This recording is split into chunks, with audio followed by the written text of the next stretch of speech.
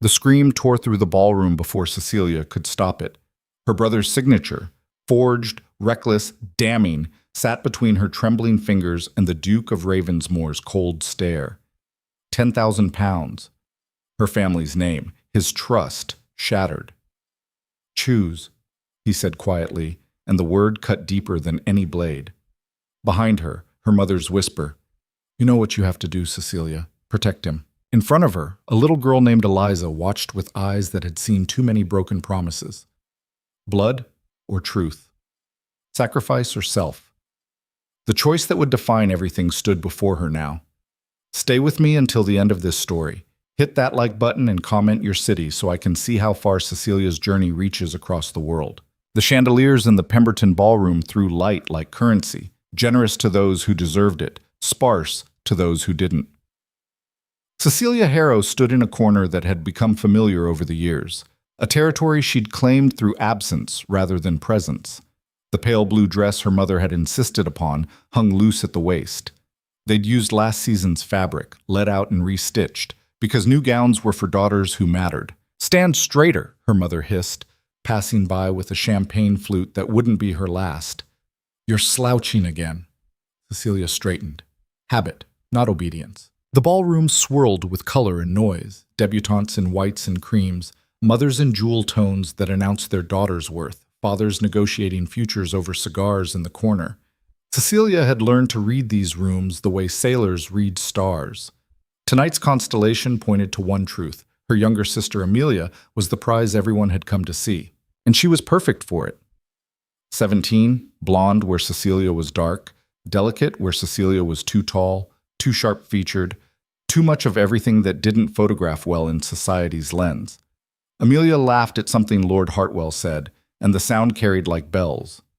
Practiced, pretty, everything their mother had cultivated.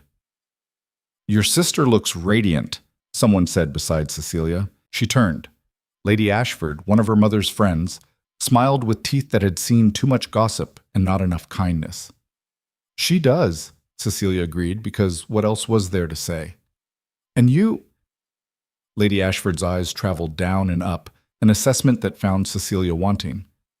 "Well, I'm sure there's someone suitable, perhaps a second son, or a widower with children who need a steady hand." The words landed like stones in still water, ripples of damage spreading outward. "Perhaps," Cecilia said. Lady Ashford patted her arm, pity disguised as comfort, and drifted away. Cecilia's fingers found the worn edge of her reticule, pressing against the small tear she'd been meaning to repair for weeks. She hadn't. There was always something more urgent. Thomas's debts, her mother's headaches, Amelia's wardrobe, the household accounts that never quite balanced because her father's investments never quite paid off. Cece. Her brother appeared at her elbow, too much cologne and borrowed confidence. Thomas at 23 looked like their father had at that age, handsome in a way that made people forgive things they shouldn't. His cravat was expensive, new. She didn't ask where the money had come from. "You look miserable," he said cheerfully. "I look appropriate. Same thing, in your case." He grinned, and despite everything, she almost smiled back. Thomas had that effect, made you complicit in your own overlooking. "Mother's been watching you. Try to look less like you're attending a funeral." "This is my pleasant face." "Terrifying." He squeezed her shoulder. "I need to talk to you later, after the dancing." Something in his voice, too casual, too bright, made her stomach tighten. "What did you do?" "Nothing." The word came too fast. "Just later, all right?" Before she could press, their mother materialized like weather, her dress a deep burgundy that announced confidence they couldn't afford. Eleanor Harrow had been beautiful once. She still was, in the brittle way of women who'd fought for every inch of social ground and refused to surrender it. "Cecilia, stand with me near the refreshment table. You're lurking again." "I'm not." "You are." Her mother's hand locked around her elbow, steering her through the crowd with the efficiency of long practice.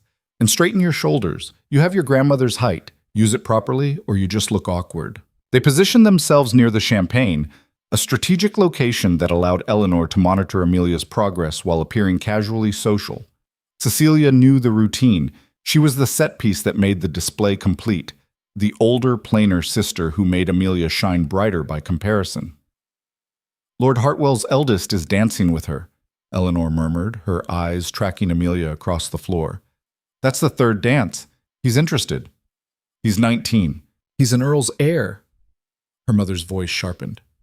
Don't be difficult, Cecilia. You know how this works. She did. She'd watched it work for years, standing in corners while her sister collected hearts like pressed flowers. The system wasn't cruel, it was efficient. Some girls were meant to be chosen. Others were meant to make the choosing easier by fading into wallpaper. I'm going to step outside, Cecilia said. The room is warm. 5 minutes. No longer. Eleanor was already scanning the crowd for the next strategic conversation, the next opportunity to position Amelia in someone important's line of sight. The terrace was a mercy. Cool air, darkness broken by scattered torches, the blessed absence of watchful eyes. Cecilia moved to the stone railing and let herself breathe without measuring it. She'd become good at this, finding spaces between the expected moments, stealing air where she could find it. 25 years old, and she'd perfected the art of existing in the margins, not quite invisible, but never quite seen either. I wondered if anyone else found these things suffocating. The voice came from her left, male, low, with an accent that marked northern estates and old money. Cecilia turned and found herself looking at a man who made the shadows seem deliberate rather than accidental. He was tall, probably mid-30s, with dark hair going silver at the temples and features that didn't apologize for their severity.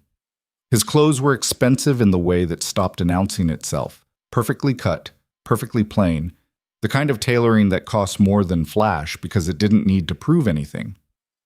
Usually I'm the only one, she said, then wondered if honesty was the right choice with a stranger. Then we're both breaking pattern. He moved closer to the railing, not quite beside her, but near enough for conversation. I'm Ravensmore. The name hit like cold water. Everyone knew Ravensmore. The Duke of Ravensmore, technically, though he rarely used the title in introduction. War hero.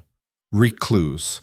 A man who'd attended Parliament twice in 10 years and still somehow controlled half the voting through proxies and careful pressure.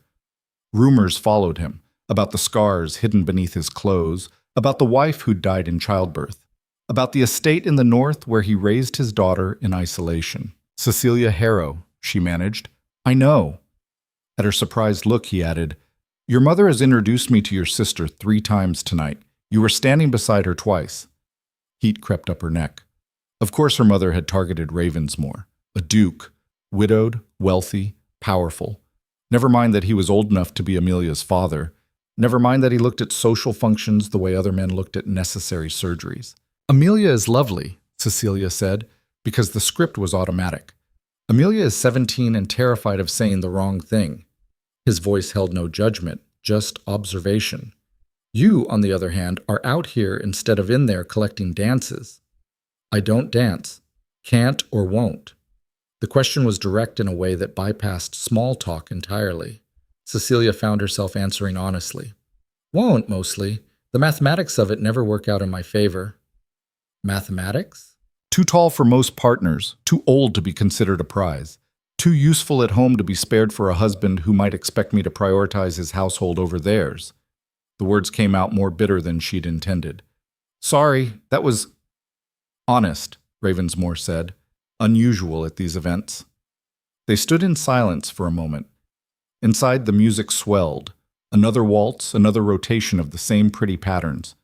How old are you? He asked. 25. And you've spent how many years managing your family's affairs? She looked at him sharply. What makes you think? Your brother owes money to 3 of my acquaintances. Your father's last investment scheme was discussed at my club as a cautionary tale. Your mother spends like a duchess on a baron's income. He said it without heat, just facts laid out like cards on a table. Someone keeps that family afloat. Your sister is too young, your brother too reckless, your parents too proud. That leaves you. Cecilia's hands tightened on the railing. Being seen was supposed to feel good. This felt like being flayed. Why are you telling me this? Because I'm about to make you an offer, and I want you to understand I'm not making it blindly. Her heart kicked against her ribs. Amelia is the one. I'm not interested in your sister. Ravensmore turned to face her fully, and she saw then what the rumors had missed. Not cruelty in his features, but a kind of exhausted clarity. A man who'd stopped pretending anything was simple. I'm interested in you. The world tilted slightly. You don't know me. I know you've sacrificed your youth keeping your family from collapse. I know you're intelligent enough to manage complex finances on a failing budget. I know you're standing out here instead of in there because you've learned not to expect anything for yourself. He paused. I know what that looks like because I've seen it in every mirror for the last 8 years. This is... Cecilia's breath felt shallow. Dukes don't propose on terraces to women they've just met. I'm not proposing, not yet. His gaze held hers. I'm asking if you'd consider an arrangement. What kind of arrangement? I have a daughter, Eliza. She's 9 years old, and she's had 4 governesses in 2 years because none of them lasted. She's angry and lonely, and I don't know how to reach her anymore. The admission came with difficulty, like words forced through a narrow space. I need someone who understands what it means to be overlooked. Someone who won't try to manage her like a problem to be solved. You want a governess. I want a partner. The correction was quiet but absolute. Someone who can be mother, teacher, friend, whatever she needs. Someone who won't leave when things get difficult. In exchange for what? Security, status, freedom from your family's debts. He said it plainly, no pretty wrapping. I'll settle your brother's obligations, provide for your parents, and give you a household of your own. What I'm offering isn't romance, Miss Harrow. It's respect and mutual benefit. Cecilia's mind was racing. This was insane. This was, why me? The question came out raw. You could have anyone. Someone younger, prettier, from a better family. I don't want pretty. I want capable. Ravensmore's voice was firm. I want someone who knows what it means to carry weight no one else sees.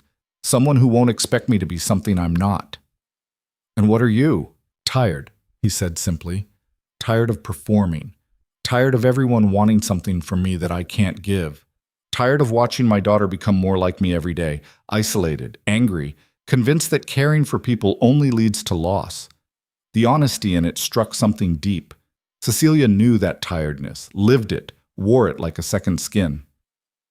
I don't know anything about children, she said. Neither do I anymore.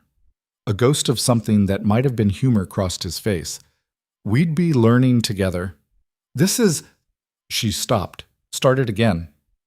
You're serious? Completely. The music inside reached a crescendo. Through the windows, Cecilia could see Amelia laughing, surrounded by admirers, her mother watching with satisfaction, Thomas talking too loudly in a corner, probably drinking too much. I need time, she said, to think. Of course. Ravensmore reached into his jacket, produced a card. My address in London. Send word when you've decided. She took the card. Their fingers didn't touch. One thing, he said, already turning to leave.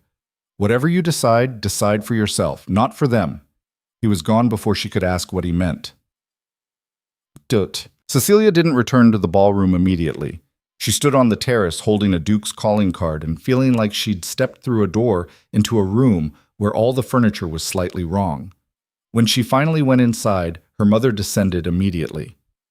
Where have you been? Lord Ashford was asking about you. His nephew needs a companion for his mother. I thought you might... Eleanor stopped, eyes narrowing. What happened? You look flushed. Nothing. The air was close. Amelia danced with Ravensmore. Her mother's voice thrummed with excitement. He asked her specially, can you imagine? A duke. I knew this dress would catch attention. He asked her to dance, Cecilia said quietly. Once. Once is all it takes. Eleanor was already planning, her mind 3 steps ahead. We need to position her at the Thornbury garden party next week. He'll be there.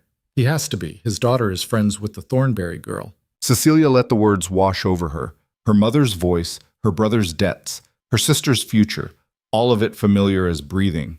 The weight she'd carried so long she'd stopped noticing it was weight at all. Decide for yourself. Not for them. Cece, Thomas again, pulling her aside with hands that shook slightly. The smell of whiskey was stronger now. I need your help. What did you do? Nothing bad. Just, I borrowed some money from the wrong people. His eyes skated away from hers. I thought the investment would pay off. It didn't. How much? 2,000 pounds. The number punched the air from her lungs.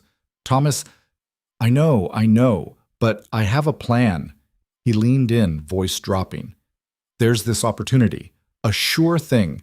I just need a little more capital to... No. Cece, please. You always figure something out.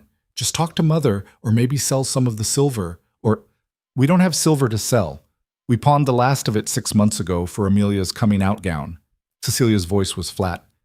Where did you borrow the money from? Thomas's silence was answer enough. Who, Thomas? Blackwood. Marcus Blackwood, a moneylender who operated just on the acceptable side of legal and charged interest that compounded like a disease. You idiot. The words came out cold. That's not borrowing. That's suicide. I'll fix it. I always do. No, I always do. The truth of it sat bitter on her tongue. I fix it. I find the money. I make the excuses. I clean up the mess. So you'll help? She looked at her brother, handsome, charming, 23, and certain that someone would always catch him when he fell. Because someone always had. I don't know, she said, and watched confusion cross his face. She'd never said that before. Mas. The carriage ride home was silent. Amelia chattered about her dances, her triumphs, the way Lord Hartwell had looked at her. Eleanor planned and schemed, already 3 parties ahead. Thomas dozed in the corner, whiskey loose and thoughtless. Cecilia looked out the window at London passing by, gas lamps and cobblestones, grand houses giving way to modest ones, wealth bleeding into respectability, bleeding into quiet desperation. The Harrow townhouse sat in the latter category. Respectable address, peeling paint hidden by ivy, servants reduced to a cook, a maid, and a man of all work who was 70 if he was a day. Inside, Cecilia went to her room, the smallest bedroom, the one that had been the nursery before Amelia outgrew it. She sat at the tiny desk wedged under the eaves and pulled out the household ledger. Numbers didn't lie. The accounts were a careful fiction she maintained, moving money like a shell game, borrowing from one column to fill another, praying nothing unexpected would topple the whole structure. Thomas's new debt would topple it. There was no room left for another disaster. She touched the Duke's card, still in her pocket. Security, status, freedom from your family's debts. It wasn't love. He'd been clear about that. But when had love ever been part of her calculations? Love was for girls like Amelia, who could afford to choose. Cecilia's currency was duty, and she'd spent it all without ever asking what she might buy for herself. A knock at the door. Come in. Her mother entered, still in her ballroom finery, smelling of champagne and expensive borrowed perfume. We need to talk about Amelia's wardrobe for the Thornberry party. The rose silk, I think, with the... She stopped, seeing Cecilia's face. What's wrong? Nothing. Don't lie to me. You look...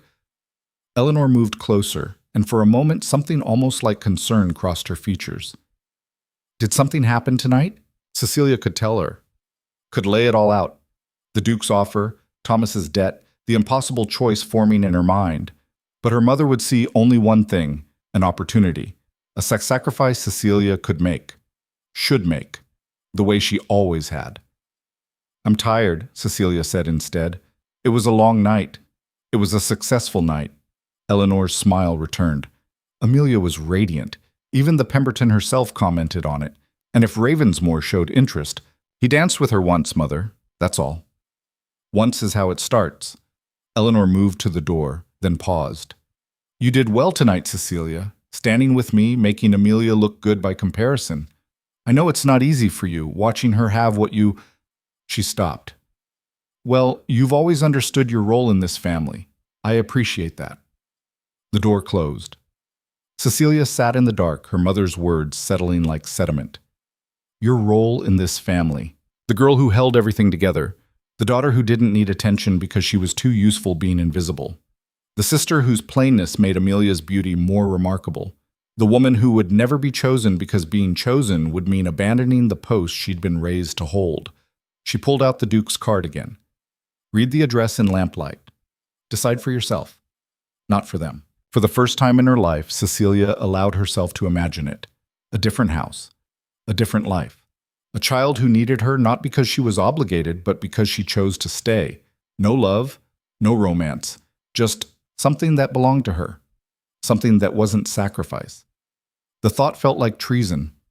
It also felt like air. Morning came with her mother's voice slicing through the bedroom door. Cecilia, the seamstress is here for Amelia's fitting. I need you to manage the household accounts while I supervise. Cecilia dressed without looking in the mirror. Another habit, another efficiency.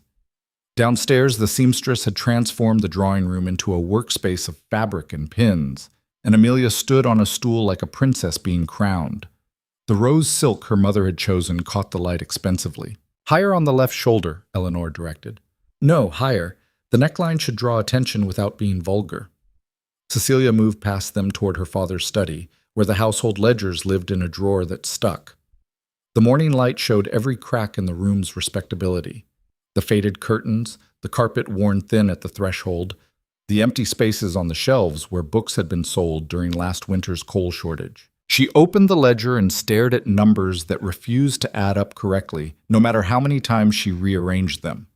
Thomas's debt sat in her mind like a stone. £2,000 to Blackwood, who didn't negotiate or forgive. She'd seen what happened to families who couldn't pay Blackwood. Furniture claimed, houses sold, sons disappearing to avoid debtor's prison. The Duke's card was in her pocket. She'd slept with it under her pillow like a talisman, though she couldn't say what she was warding off, disaster or possibility. Cece? Her father stood in the doorway. Gerald Harrow looked older than his 50 years, his face mapped with the consequence of optimism, repeatedly disappointed. He'd been handsome once, charming enough to marry above his station, clever enough to believe every investment would be the one that restored their fortune. Morning, Papa. Your mother said Thomas borrowed money again. He didn't come into the room, just hovered at the threshold like a guest. Is it bad? It's £2,000 to Marcus Blackwood. The color drained from her father's face. We can't. I know. Maybe if I sold the estate shares or... No, those are already mortgaged. The rail investment might pay out soon, though. Henderson said by autumn... Papa? Cecilia kept her voice gentle. Henderson said that last autumn, and the autumn before. Gerald's shoulders sagged. I thought this one was different. He always thought that. Every scheme, every opportunity, every gentleman at the club with a sure thing. Her father chased salvation like other men chased foxes, with enthusiasm that never accounted for the cliff ahead. I'll figure something out, Cecilia said. Relief flooded his features, quick and shameful. You always do. Don't know what we'd do without you, Cece. You're the sensible one. He left her alone with that praise, the kind that felt like chains dressed up as compliments. She pulled out the Duke's card, turned it over in her hands. The address was in Mayfair, naturally. Old money didn't announce itself with new neighborhoods. The decision was forming before she let herself name it. 3 days. She'd give herself 3 days to find another solution. If she couldn't... The study door flew open. Thomas stumbled in, still in last night's clothes, eyes red-rimmed and desperate. You talked to Blackwood? He demanded. I haven't talked to anyone. Well, someone did. He sent a man this morning. To the house, Cece. He stood on our steps where the neighbors could see and said I had 1 week to produce the full amount, or he'd take payment in other ways. Thomas's hand shook. He knows about Amelia. He mentioned her specifically, said a pretty girl could settle debts if her brother couldn't. Ice slid down Cecilia's spine. He threatened Amelia? Not directly, but the implication... Thomas collapsed into a chair. I messed up. I know I did. But I can fix it. I just need time. You need £2,000. I need you to talk to Mother, sell something. There has to be... There's nothing left to sell. The words came out harder than she intended. We've sold everything that wasn't nailed down, and half of what was. The silver, the paintings, grandmother's jewelry. All of it gone, Thomas. Fed into the hole you keep digging. So that's it? You're just going to let Blackwood... I'm going to think. Cecilia stood, pressing her hands flat on the desk to keep them steady. For once in my life, I'm going to think about what I want instead of just fixing your mistakes. Thomas stared at her like she'd started speaking a foreign language. What's gotten into you? Nothing. Everything. She moved toward the door. I need air. Cece, wait. But she was already walking through the drawing room where Amelia preened in expensive silk they couldn't afford, past her mother giving instructions about hemlines and social strategy, out into the street where London's morning traffic provided anonymous noise. She walked without direction, letting her feet choose. They carried her toward the park, the serpentine glinting in morning sun, nurses with children, couples strolling, people whose problems weren't written in ledgers with red ink. "Miss Harrow!" The voice stopped her. She turned. Ravensmore stood under a tree, dressed for riding, a black horse tethered nearby. Beside him, a small figure in a navy blue dress sat on a bench, dark braids catching sunlight. His daughter, Eliza. "Your Grace!" Cecilia's mind scrambled for etiquette. "I didn't expect—" "We ride in the morning when we're in London." He gestured to the child. "Eliza, this is Miss Harrow, the lady I mentioned." The girl looked up. 9 years old, he'd said, but her eyes were older, the kind of old that came from loss, not years. She had her father's dark coloring and something of his severe features, but where his face showed exhaustion, hers showed anger, held carefully in check. "You're the one he wants to hire," Eliza said flatly. We haven't discussed. He told me he found someone who might stay longer than the others." The child's gaze was direct, assessing. "They always say that at first." Ravensmore's jaw tightened. "Eliza, it's true." She stood, brushing invisible dust from her skirt. "Miss Patterson stayed 3 months. Miss Thornberry lasted 6 weeks. Miss Aldridge cried every night and left without saying goodbye." "That's enough." "You asked me to be honest with you. I'm being honest." Eliza turned to Cecilia. "Do you know how to ride?" The question caught her off balance. "Yes, a little." "Do you cry easily?" "No." "Do you think children should be seen and not heard?" Cecilia glanced at Ravensmore, who was watching the exchange with something that might have been curiosity, or might have been dread. "I think," Cecilia said carefully, "that children should be heard when they have something worth saying, and you seem to have several things worth saying." Eliza's expression shifted slightly, surprise breaking through the careful blankness. "The other governesses said I was difficult," she said. "Maybe they were the difficult ones." A sound escaped the girl, almost a laugh, quickly suppressed. She looked at her father. "I like her better than the last 3. "High praise," Ravensmore said dryly. Eliza walked back to the horse, ending the conversation on her terms. Ravensmore moved closer to Cecilia, his voice dropping. "You're out early." "Family troubles. The kind that make Duke's offers more attractive?" She should have been offended by the directness. Instead, she felt relief.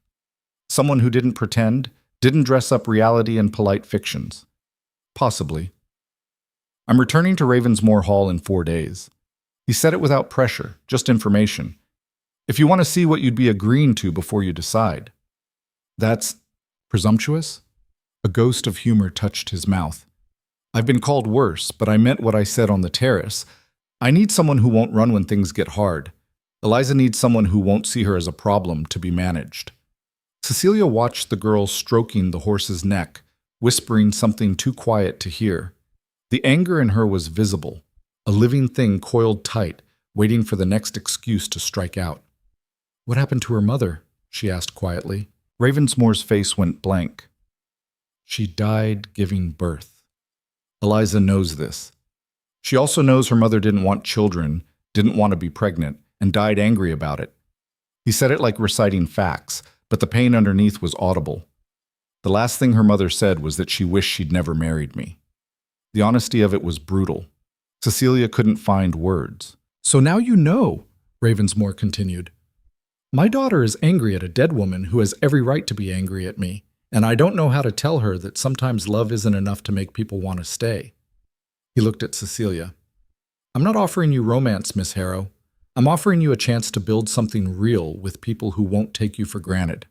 Before she could answer, Eliza called out, "Can we go now? I'm bored." Ravensmore nodded. "Think about visiting Ravensmore Hall. Send word if you decide yes." He was helping Eliza onto the horse when Cecilia heard herself say, "I'll come." Both of them turned. "I'll come," she repeated, the words feeling both reckless and inevitable. "In 4 days." Ravensmore's nod was brief, but something eased in his posture. I'll send a carriage. Eliza studied Cecilia with those two old eyes. Don't come if you're going to leave. I won't leave, Cecilia said, and felt the weight of the promise even as she made it. They rode off, leaving her standing in morning sunlight with a decision that felt both terrifying and necessary. She walked home slowly, the Duke's offer solidifying in her mind. 4 days to see Ravensmoor Hall, to understand what she'd be choosing, to decide if she could really do this, trade one family for another, one set of obligations for something that might, possibly, be more. The house was quiet when she returned. Her mother had taken Amelia to a morning call. Her father was out. At his club, probably, drinking away the discomfort of knowing his family was drowning and he couldn't swim. Thomas was waiting in the drawing room, pacing. Where have you been? Walking? For 2 hours? His eyes were wild. Blackwood's man came back. Left another message. Said the interest compounds daily, and if I don't... He stopped, swallowing hard. Cece, I'm scared. She'd never heard him say that before. Thomas, who sailed through life on charm and confidence, admitting fear. I'm going away for a few days, she said. What? Now? You can't... I can. The words came out firm. I'm going to visit an estate in the north. When I come back, I'll have a solution. What kind of solution? Cecilia looked at her brother, handsome, reckless, 23, and still waiting for someone else to fix his mistakes. She loved him. She also saw him clearly for the first time, stripped of the excuses she'd been making for years. The kind where you learn to solve your own problems, she said quietly. Thomas's face went red. That's not fair. You're my sister, and you're my brother, which means you should care that I've spent my entire adult life cleaning up after you instead of living my own life.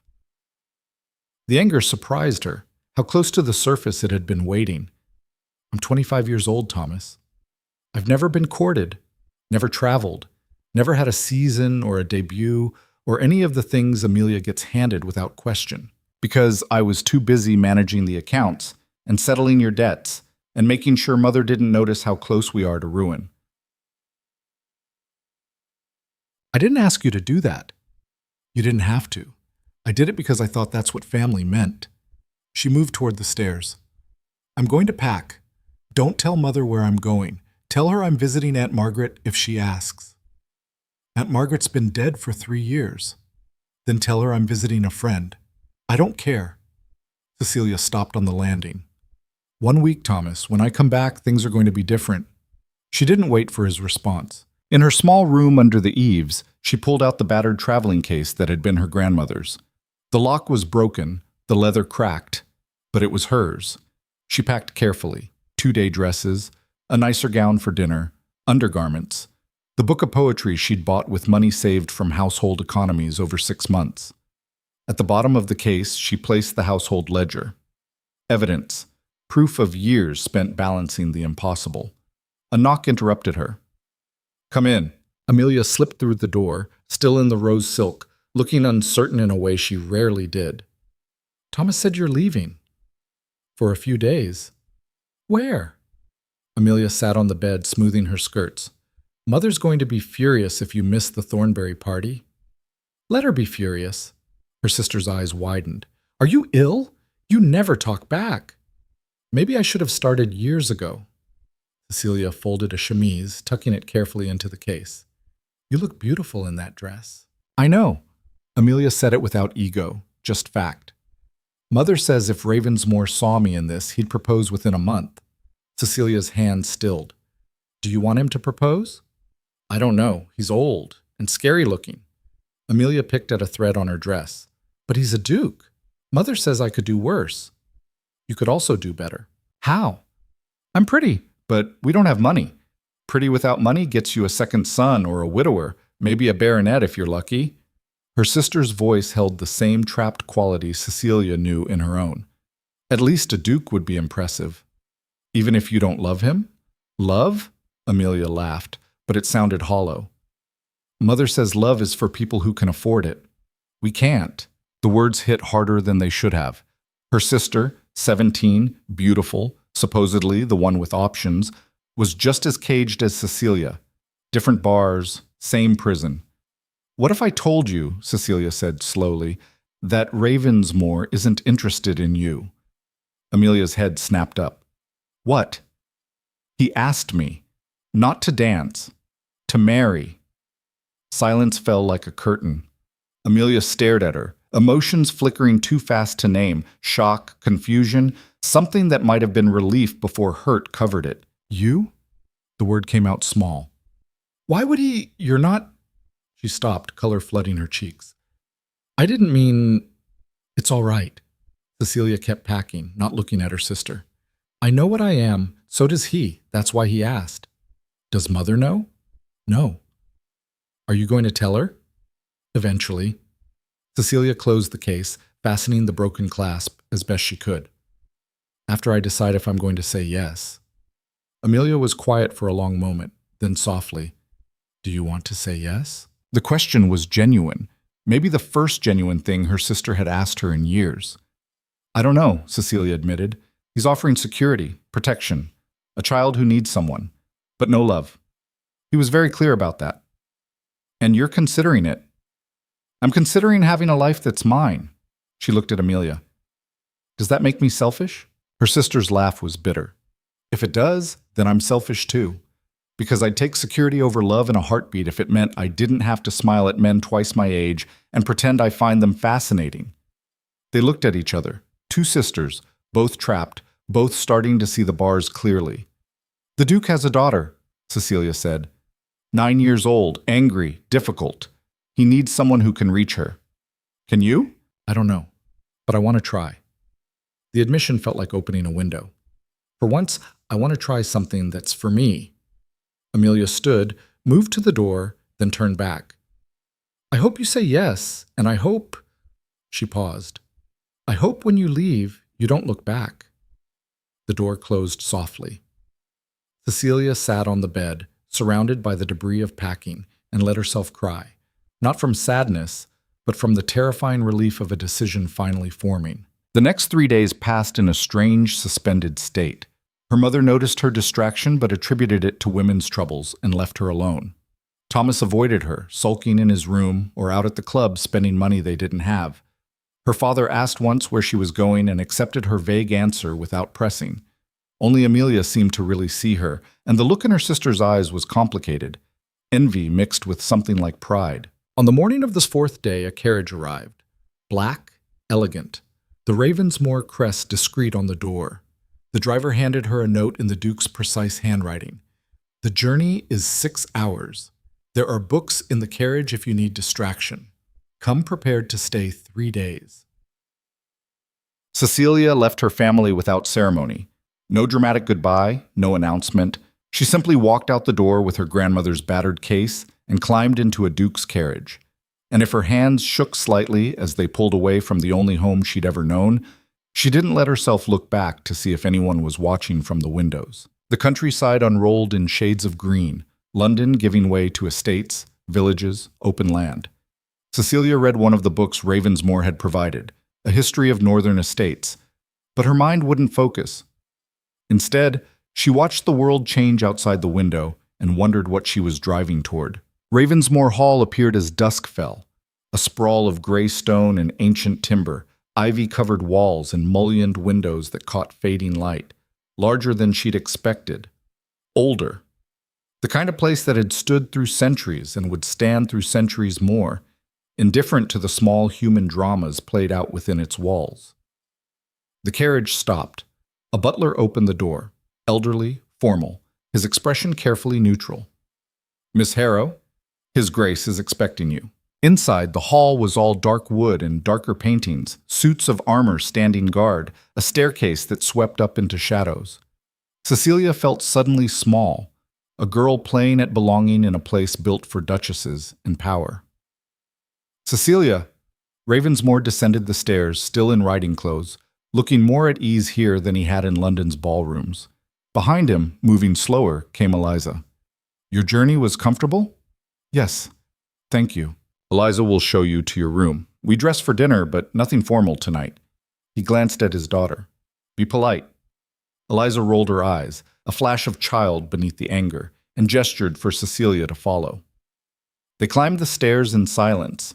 The girl led her down a corridor lined with portraits of severe-looking Ravensmore ancestors, past doors that probably hid rooms larger than Cecilia's entire house in London. "This one's yours," Eliza said, opening a door. The room took Cecilia's breath, huge with a four-poster bed draped in midnight blue, a fireplace already lit, windows overlooking grounds that stretched into darkness. Her battered case sat on the luggage rack like a confession. "The other governesses got the small room in the west wing," Eliza said. "Father put you here because you're different." "Different how?" "I don't know yet." The girl studied her with those two old eyes. "But if you're going to leave, do it now, before I—" She stopped, started again. "Before I start thinking you might stay." Cecilia knelt, bringing herself to the child's level. "What made the others leave?" "I did. No shame in the admission, just fact. I put frogs in Miss Patterson's bed. I told Miss Thornberry I saw my mother's ghost in her room every night. I convinced Miss Aldridge the staff was poisoning her food." "Were they?" Eliza blinked, surprised. "No." "Then why did she believe you?" "Because she was stupid." The girl's jaw set. "They were all stupid. They came here thinking they could fix me, make me into some perfect little girl who'd be grateful they stayed." Her voice dropped. "I don't want to be fixed. I want—" She didn't finish. The vulnerability in her face shut down as quickly as it had appeared. "What do you want?" Cecilia asked gently. "Nothing." Eliza backed toward the door. "Dinner's at 8. Don't be late. Father hates lateness." She was gone before Cecilia could respond. Alone in the beautiful room, Cecilia unpacked her meager belongings, hanging her dresses in a wardrobe that could have held 20 wardrobes.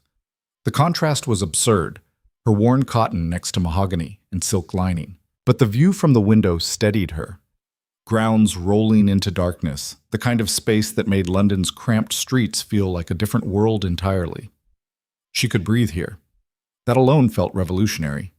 At 8 precisely, she made her way downstairs. A servant directed her to the dining room, another vast space, a table that could seat 30, set for 3 at one end. Ravensmore stood when she entered, and so did Eliza, though the child's posture radiated reluctance. "You found the room acceptable?" he asked. "It's beautiful."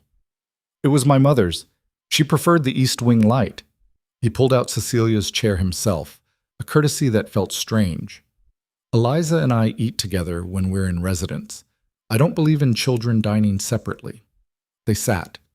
Servants brought soup, something rich with cream and herbs. Cecilia waited to see how Eliza handled her spoon before picking up her own. "My father says you're considering marrying him," Eliza said abruptly. "Eliza," Ravensmore's voice held warning. "What? You said we should be honest." The girl looked at Cecilia. "Are you?" "I'm considering it," Cecilia said. "Why? He's old and grumpy and he works all the time." "I'm 42 and sitting right here," Ravensmore said dryly. "It's true, though." Eliza turned to her father. "You do work all the time, and you're grumpy most mornings before breakfast." "Noted." He looked at Cecilia. "My daughter has inherited her mother's talent for uncomfortable honesty." "It's better than lying," Eliza shot back. The conversation continued in that vein, sharp, direct, nothing like the careful performances Cecilia was used to. Ravensmore didn't coddle his daughter, and Eliza didn't perform for him. They circled each other like two people who cared deeply but had forgotten how to show it without armor. After dinner, Eliza was sent to bed under protest. Ravensmore led Cecilia to a study lined with books, a fire burning low, 2 chairs positioned for conversation. "She likes you," he said, pouring brandy without asking if she wanted it. "She threatened me with frogs." "That's how you know she's interested." He handed her a glass. "The governesses she hated, she ignored. The ones she liked, she tested." Cecilia sipped the brandy. It burned perfectly. What happened to her mother, really? Ravensmore was quiet for a long moment.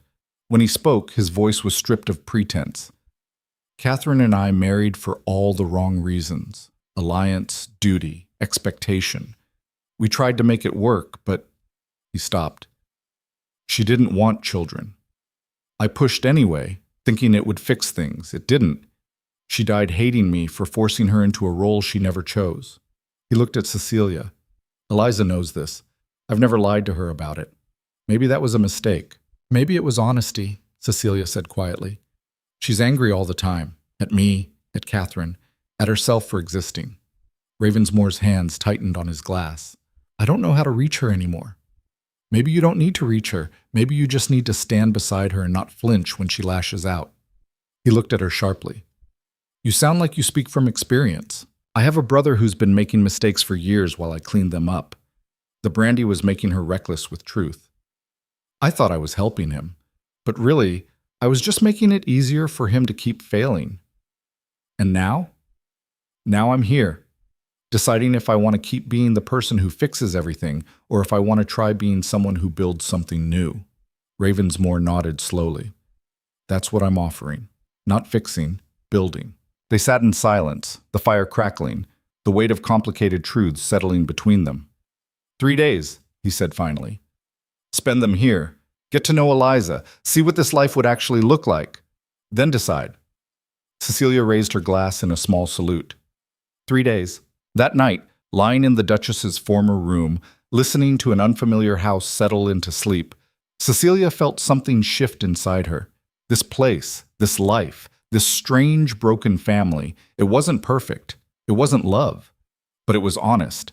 And honesty, she was starting to realize, might be worth more than all the sacrifices she'd been making in the name of duty. Tomorrow she'd spend the day with Eliza.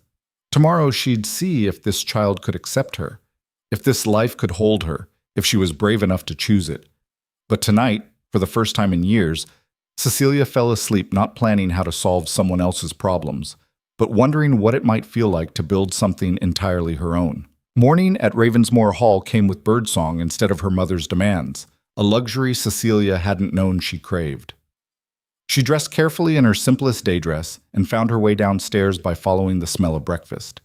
The dining room was empty except for Eliza, who sat at the far end of the long table with a book propped against a pitcher of milk. She didn't look up when Cecilia entered. Good morning, Cecilia said. Father already ate. He's in the study working on estate business. Eliza turned a page.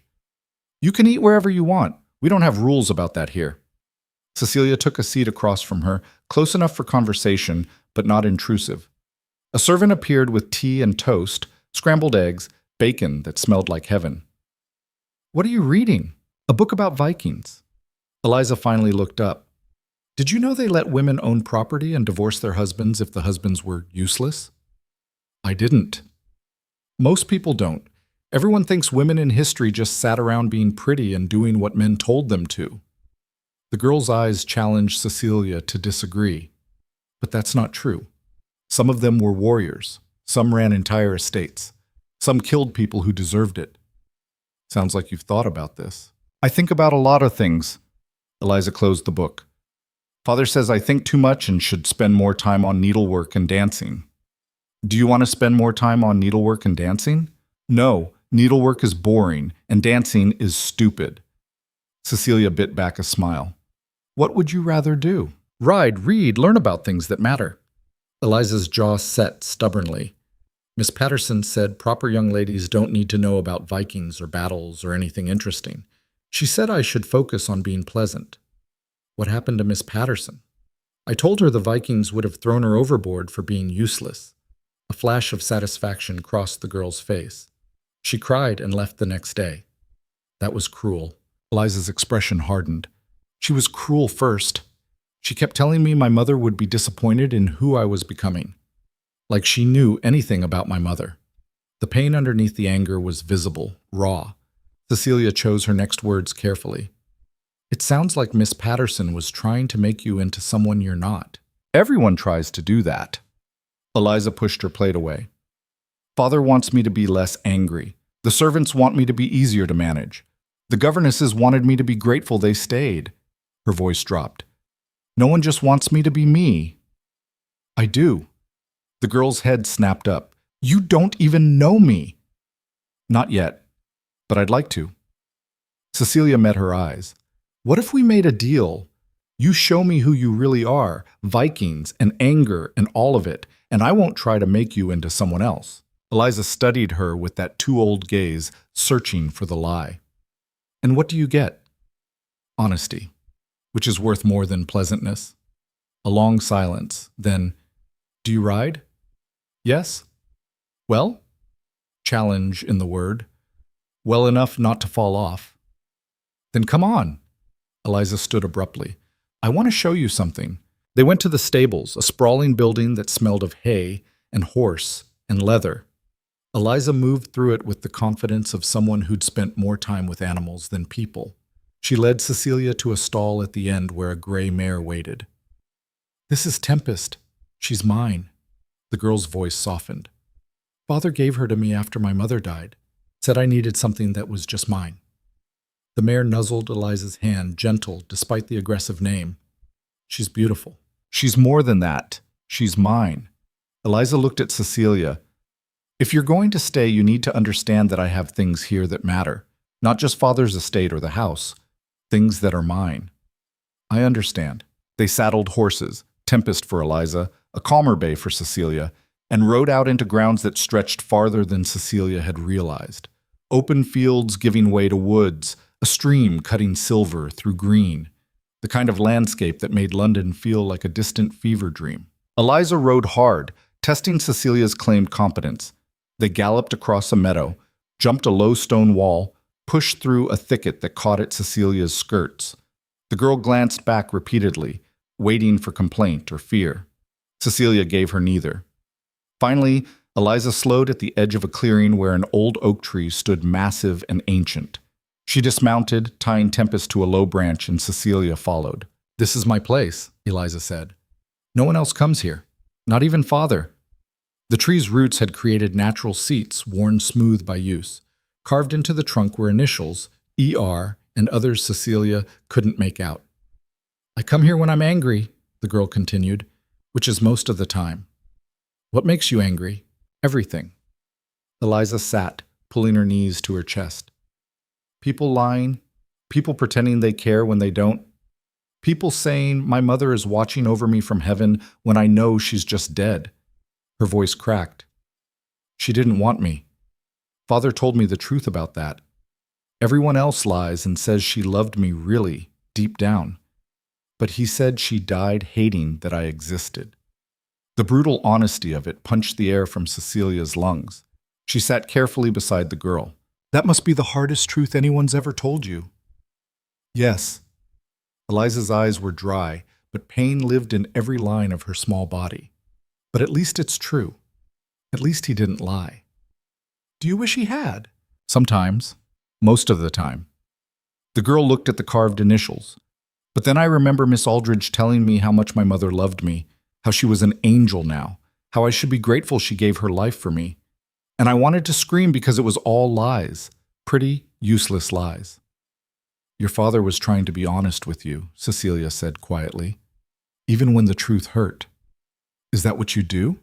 If you stayed?" "Yes."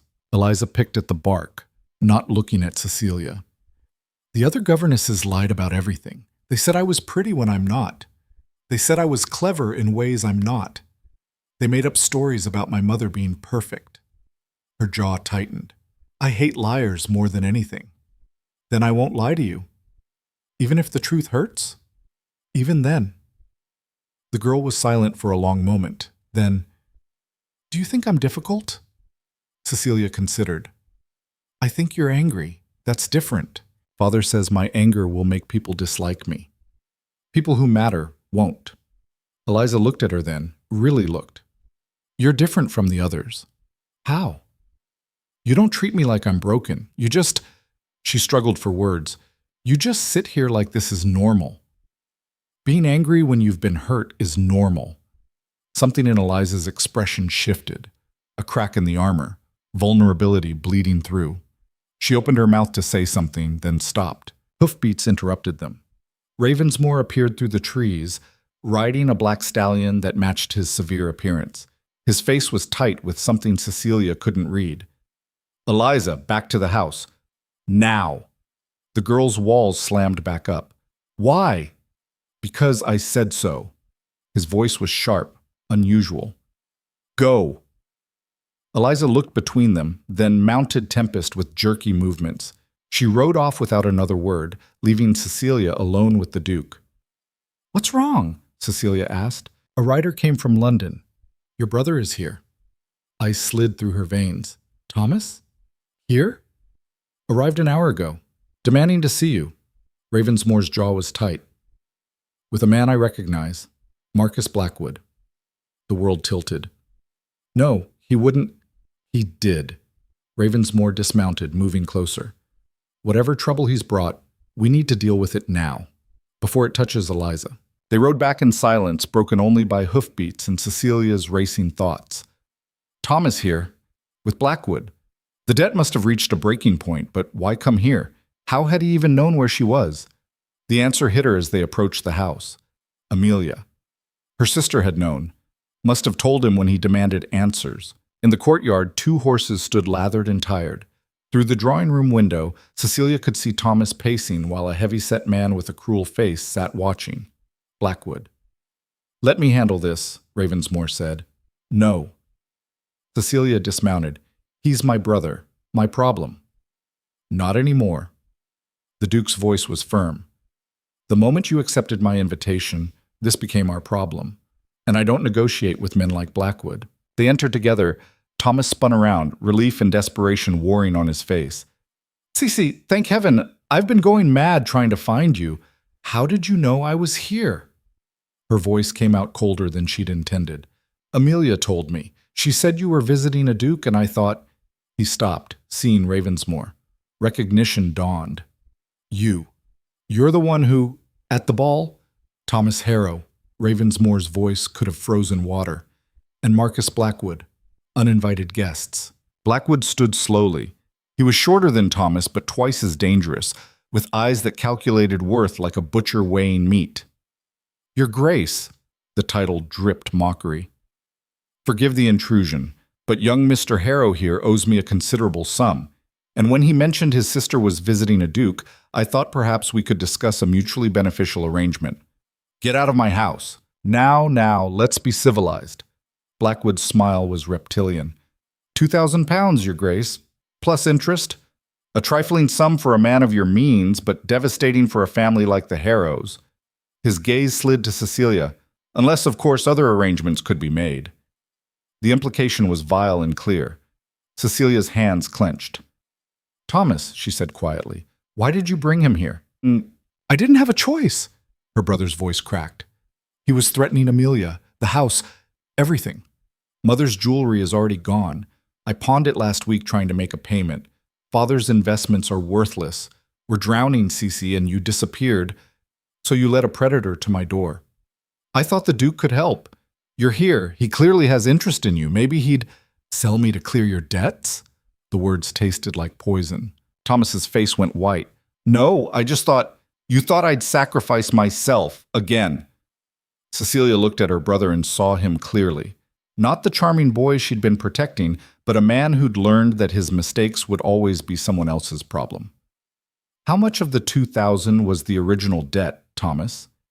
His silence was damning. How much? 800, he whispered. The rest is interest and fees. You gambled away £800 and let it compound into 2,000. Her voice was steady, eerily calm. And then you brought this man to the one place I might have found peace. I didn't know what else to do. Ravensmore stepped forward. Mr. Blackwood, the debt you're owed, show me the papers. Blackwood's eyes narrowed. Why? Because I'm considering paying it. But I want to see the terms. Hope flared in Thomas's face. Cecilia felt something inside her crack. Blackwood produced a document from his coat. Ravensmore read it quickly, his expression growing darker. These terms are usurious, illegal in most circumstances. But not in all. Blackwood smiled. Young Mr. Harrow signed willingly, knew the risks. Did you? Ravensmore looked at Thomas. Did you read this before signing? Thomas's face answered. He signed his family's property as collateral, Ravensmore continued, voice deadly quiet, including his mother's dower house and his sister's dowry portions, money that wasn't his to stake. Cecilia's world lurched. My dowry? I was going to win it back. You staked my future on a card game? Her voice rose despite her attempt at control. Thomas, that money was from grandmother. The only thing I had, I know, I'm sorry, but I can fix this if the Duke just... No? The word came from Cecilia, not Ravensmore. No, you can't fix this. You've never fixed anything in your life. Cece, please, I'm done. The words felt like jumping off a cliff. I'm done cleaning up your disasters, done sacrificing my future for your mistakes, done being the one who holds everything together while you tear it apart. Thomas stared at her like she'd struck him. You don't mean that. I've never meant anything more. Blackwood watched the exchange with interest. Touching, but sentiment doesn't pay debts. Your Grace, are you willing to settle this matter, or shall I proceed with claiming the collateral? Ravensmore looked at Cecilia. In his eyes, she saw a question. What do you want? For the first time, she knew the answer. Pay the original debt, she said. £800. Not the interest. Not the fees. What Thomas actually borrowed. Miss Harrow. Blackwood's voice hardened. The terms are illegal, Cecilia cut him off. You know it. We know it. You prey on desperate people and compound their suffering. She stepped closer to him, surprising herself with her own courage. Take the 800, or take nothing. If you push this, the Duke will have lawyers crawling through every transaction you've made in the last decade. How many of those contracts would survive scrutiny? Blackwood's face went dark with fury. You're making a mistake, girl. I've made plenty. This isn't one of them. A tense silence filled the room. Finally, Blackwood laughed. A harsh, ugly sound. £800, but the collateral stays marked until it's paid. And young Mr. Harrow here remains unwelcome at every establishment I influence. He looked at Thomas. Which is most of them. Agreed, Ravensmore said. He moved to a desk, wrote something quickly, handed it to Blackwood. A note to my banker. Take it to Coots. They'll settle the amount immediately. Blackwood took it, examined it, nodded. Pleasure doing business, Your Grace. His smile at Cecilia was pure malice. You've made an enemy today, Miss Harrow. Get out, Ravensmore said quietly, and if you return to my property without invitation, I'll have you arrested for trespassing. Blackwood left, his footsteps echoing through the hall. The front door slammed. Thomas collapsed into a chair, head in his hands. Cece, Don't. She couldn't look at him. Just don't. I didn't mean for it to get this bad. I thought I could handle it, You thought someone would save you, mother, father, me. Cecilia's voice was empty. Someone always has. That's why you keep doing this. What am I supposed to do now? Blackwood will ruin me in London. I can't show my face anywhere. Maybe that's what you need. The words came out harsh. To face consequences for once instead of being protected from them. Thomas looked up, betrayal written across his face. You're my sister. And you're my brother. But that doesn't mean I have to destroy myself keeping you afloat. She moved toward the door, needing air, needing space. You need to leave, Thomas. Go back to London. Tell Mother and Father what happened. Figure out how to live with what you've done. Will you come back? The question hung in the air. Cecilia looked at Ravensmore, who stood silent, letting her choose. No, she said finally. I don't think I will. What about Amelia? Mother? They need you. They need to learn to manage without me. Cecilia's throat tightened. I've given 25 years to that family. I'm done giving. Thomas stood, swaying slightly. You've changed. Yes, I have. He left without another word. Through the window, Cecilia watched him mount his horse and ride away. A small figure, growing smaller, carrying the weight of his choices alone for the first time in his life. When the sound of hoofbeats faded, Ravensmore spoke. That was brave. That was terrifying. Cecilia's hands were shaking. She clasped them together to hide it. I just cut ties with my family. You set a boundary. There's a difference. Is there? She laughed, but it came out broken. I grew up believing family was everything, that you sacrificed for blood no matter what, and I just chose yourself. Ravensmore moved closer. That's not abandonment, that's survival. It feels like both. He didn't argue. They stood in silence, the enormity of what had just happened settling over them. The £800, Cecilia said finally. I'll pay you back, somehow. I don't know how, but consider it a wedding gift. She looked at him sharply. I haven't said yes yet. Then consider it an investment in your freedom. Either way, you don't owe me. His voice was firm. I didn't pay it for your brother. I paid it so you could make a choice without debt hanging over you. Why? Because I know what it's like to be trapped by obligation. Ravensmore's gaze was steady. My marriage to Catherine. I went into it out of duty, family pressure, social expectation. It destroyed us both. I won't watch someone else make that mistake. So this is charity? This is respect. He said it simply. For someone who's carried more than their share for too long. Cecilia felt something break open inside her.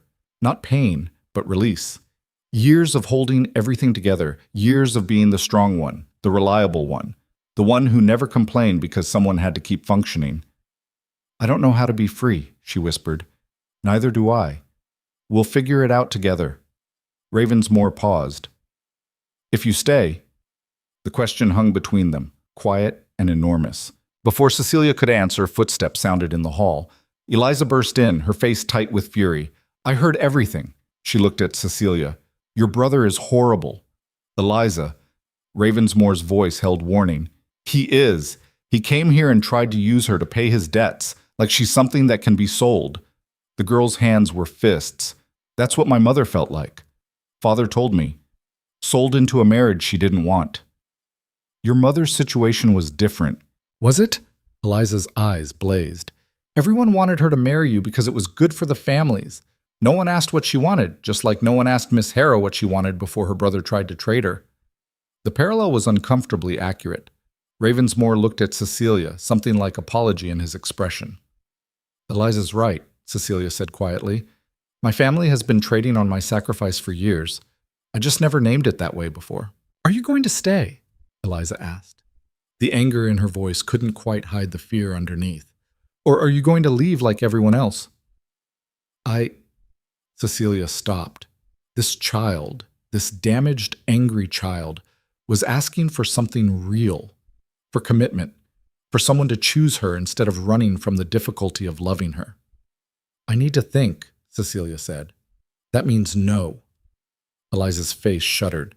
It always means no. It means I need time to make a decision this important. Cecilia knelt, bringing herself to the girl's level. You deserve honesty, remember? The truth is, I'm scared. Scared of making the wrong choice, scared of letting you down, scared of choosing this and having it not be enough. Everyone's scared, Eliza said. That's not an excuse. You're right, it's not. Cecilia stood. Give me until tomorrow. I'll have an answer by then. Promise? I promise. Eliza studied her for a long moment, then nodded. She left without another word, her footsteps loud in the quiet house. Ravensmore moved to pour himself a drink. She's right to be angry. Everyone leaves her. Have you? Every day. The admission came with difficulty. I work instead of spending time with her. I let governesses raise her instead of doing it myself. I'm here but not present, and she knows it. Why? Because I don't know how to be what she needs. He drank. Catherine died hating me. Eliza was born into that hatred, and I look at her and see all the ways I failed them both. So you're punishing yourself by staying distant. I'm protecting her from more disappointment. That's not protection. Cecilia's voice was gentle but firm. That's abandonment in a different form. Ravensmore's shoulders tightened. You don't understand. I understand sacrifice that isn't actually helping anyone. I've been doing it for years. She moved closer. You think distance protects her, but all it does is teach her that love means leaving. And you think you can fix that? His voice held challenge. Walk in here and heal years of damage? No, but I think I can stand beside her while she heals herself. If you let me. They looked at each other across the space between them. Two broken people, two different kinds of damage, both trying to figure out if healing was even possible. I should go, Cecilia said. Think about everything. Take the West Wing. There's a library there. Quiet. Ravensmore set down his glass. Whatever you decide, Cecilia, decide for yourself. Not for Eliza. Not for me. For you. She left him standing there, walked through halls that felt both foreign and strangely right, found the library he'd mentioned. It was everything he'd promised, quiet, beautiful, lined with books that spoke of centuries of knowledge. Cecilia sat in a chair near the window and let herself think. Her family would survive without her. They'd have to. Thomas would face consequences and maybe, finally, learn from them. Amelia would find her own way, with or without a duke. Her parents would manage, the way they'd been managing before Cecilia was old enough to shoulder the burden.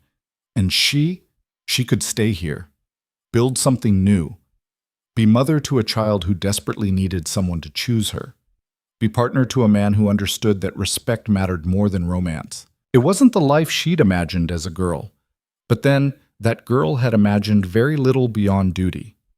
This was something else, something chosen. The door opened. Eliza slipped in, still in her riding clothes, her expression carefully neutral. "I'm not supposed to bother you," she said. "You're not bothering me." The girl moved closer, hesitant. "Can I ask you something?" "Yes." "If you stay—" Eliza stopped, started again. "If you marry father, does that mean you'd be my mother?" The question was loaded with hope and terror in equal measure. "I don't know," Cecilia said honestly. "I think it means I'd be someone who cares about you, someone who stays. What we call that, we'd figure it out together." The other governesses wanted me to call them mother. I refused. "Good." Eliza blinked. "Good? You can't force that. It has to be earned." Cecilia held the girl's gaze. "If I stay, I don't want you to call me anything you're not ready to call me. I just want you to trust that I'm not leaving." "How can I trust that? Everyone leaves." "Because I'll prove it, every day, by staying even when things are hard." Cecilia paused. "Your father said you test people. Put frogs in their beds, tell them ghost stories, try to drive them away." "Yes." "Why?" "Because it's easier when they leave because I'm difficult than when they leave because I'm not worth staying for." The admission came out small, broken. Cecilia's heart cracked. "Oh, Eliza, don't feel sorry for me. I hate that.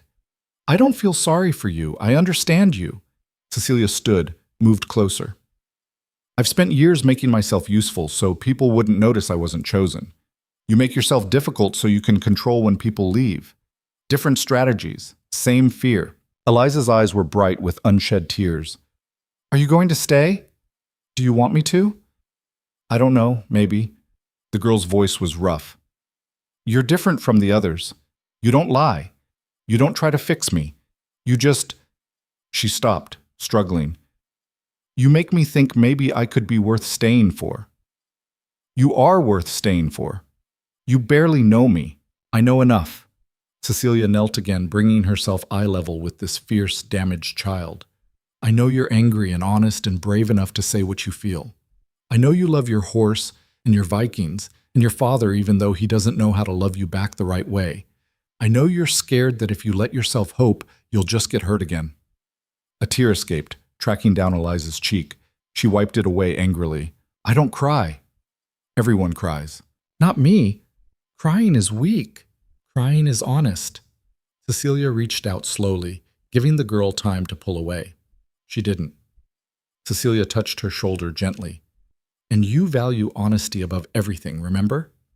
Eliza broke then, not dramatically, but quietly, leaning into Cecilia's touch like a flower bending toward sun. More tears came, silent and devastating. Cecilia held her, this child who'd learned too young that love meant leaving, and made a decision that felt both terrifying and inevitable. "I'm staying," she said quietly. "If you'll have me." Eliza pulled back, searching her face. "Promise?" "I promise." "Even when I'm difficult?" "Especially then." The girl nodded, wiping her face with the back of her hand. "Okay. But I'm not calling you mother. I wouldn't expect you to. And I still get to ride whenever I want. Within reason. And no more governesses." "Agreed." Eliza studied her for a long moment. Then, so quietly Cecilia almost missed it. "Thank you." The words held everything, gratitude and fear and desperate hope all tangled together. Before Cecilia could respond, Ravensmore appeared in the doorway. He took in the scene, Eliza's tear-stained face, Cecilia's hand on her shoulder, the shift in the air between them. "I'm staying," Cecilia said, looking at him. "If the offer still stands." Something crossed his face, relief, gratitude. something deeper he didn't name. It stands. Good. Eliza stood suddenly businesslike, her armor sliding back into place now that her father was watching. Then we need to plan the wedding, and I want to help design your wedding dress. And we should have the ceremony here, not in London, because London is awful. And, Eliza, Ravensmore said gently, let Miss Harrow breathe. But there was warmth in his voice. The first real warmth Cecilia had heard from him.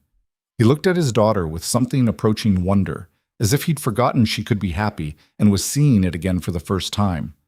The moment was broken by footsteps in the hall, rapid, urgent. A servant appeared, out of breath. Your Grace, a writer from London. He swallowed. There's been an incident concerning Miss Harrow's family. Ice flooded Cecilia's veins. What kind of incident? A fire, miss. At the Harrow residence. The writer said.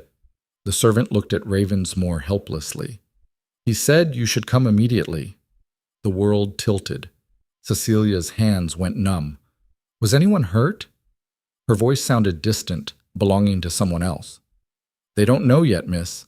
The fire was still burning when the writer left. Ravensmore was already moving. Prepare the carriage. Fast horses. We leave in 10 minutes. Your Grace, now. The servant fled. Ravensmore turned to Cecilia. Pack quickly. Whatever you need for London. I'm coming too, Eliza said. Absolutely not. She's my family now. The girl's voice was fierce. Where she goes, I go. Father and daughter stared at each other.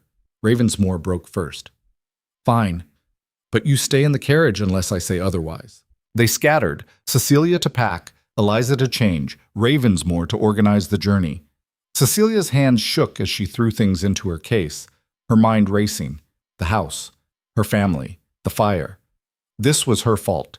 She'd left them, abandoned them, and now, no, she'd made the right choice. She had. They'd created their own disasters for years. This wasn't. But what if someone was hurt? What if Amelia. The thoughts circled like vultures. 10 minutes later, they were in the carriage, racing toward London through twilight that bled into darkness. Eliza sat pressed against Cecilia's side, silent and watchful. Ravensmore stared out the window, his face carved from stone. It's not your fault, he said quietly. You don't know that. I know you can't control everything, can't save everyone. His eyes met hers. You made a choice for yourself. That's not abandonment. That's survival. Tell that to my mother if she's. Cecilia couldn't finish. The journey stretched endless. 6 hours in daylight became 7 in darkness, the carriage rattling over roads that seemed determined to delay them. Cecilia couldn't sleep, couldn't rest, could only replay every conversation, every choice, wondering if she'd sentenced her family to disaster by choosing herself. Eliza's hand found hers in the dark. Small fingers, surprisingly strong. They'll be all right, the girl whispered. You can't know that. No, but you can't know they won't be. Eliza squeezed her hand. You told me crying is honest, so is hoping. The wisdom in it from a 9-year-old who'd learned young that hope was dangerous brought fresh tears to Cecilia's eyes. London appeared as dawn broke, gray and smoke-stained and familiar in ways that hurt. The carriage turned toward her family's street, and Cecilia's heart climbed into her throat. The Harrow townhouse stood, but barely. The roof was gone, windows shattered, the front facade blackened and broken. Neighbors stood in clusters, whispering. A fire wagon remained, though the flames were out. The carriage stopped. Cecilia was out before it fully halted, running toward the ruin of her childhood home. Wait! Ravensmore's voice behind her. She didn't wait. She pushed through the gathered crowd, searching for familiar faces. There. Her mother, wrapped in a blanket, her face gray with shock. Her father beside her, coughing. And Amelia, alive and whole but crying into her hands. No Thomas. Where's Thomas? Cecilia grabbed her mother's arm. Mother, where's Thomas? Eleanor Harrow looked at her daughter with eyes gone hollow. He didn't make it out, she whispered. The world stopped. The words didn't make sense. Cecilia heard them, recognized the shapes of consonants and vowels, but they refused to form meaning. What do you mean he didn't make it out? Her mother's face was a mask of shock, eyes unfocused. The fire started in his room. The smell of smoke woke me, but by then, Where is he? Cecilia's voice rose. Mother, where is Thomas? Eleanor gestured vaguely toward a covered shape near the fire wagon. Someone had laid a blanket over it, tucked the edges down carefully. Too carefully. Cecilia's legs moved without her permission, carrying her across cobblestones still wet from the fire brigade's efforts. She reached for the blanket's edge. Miss, you don't want to...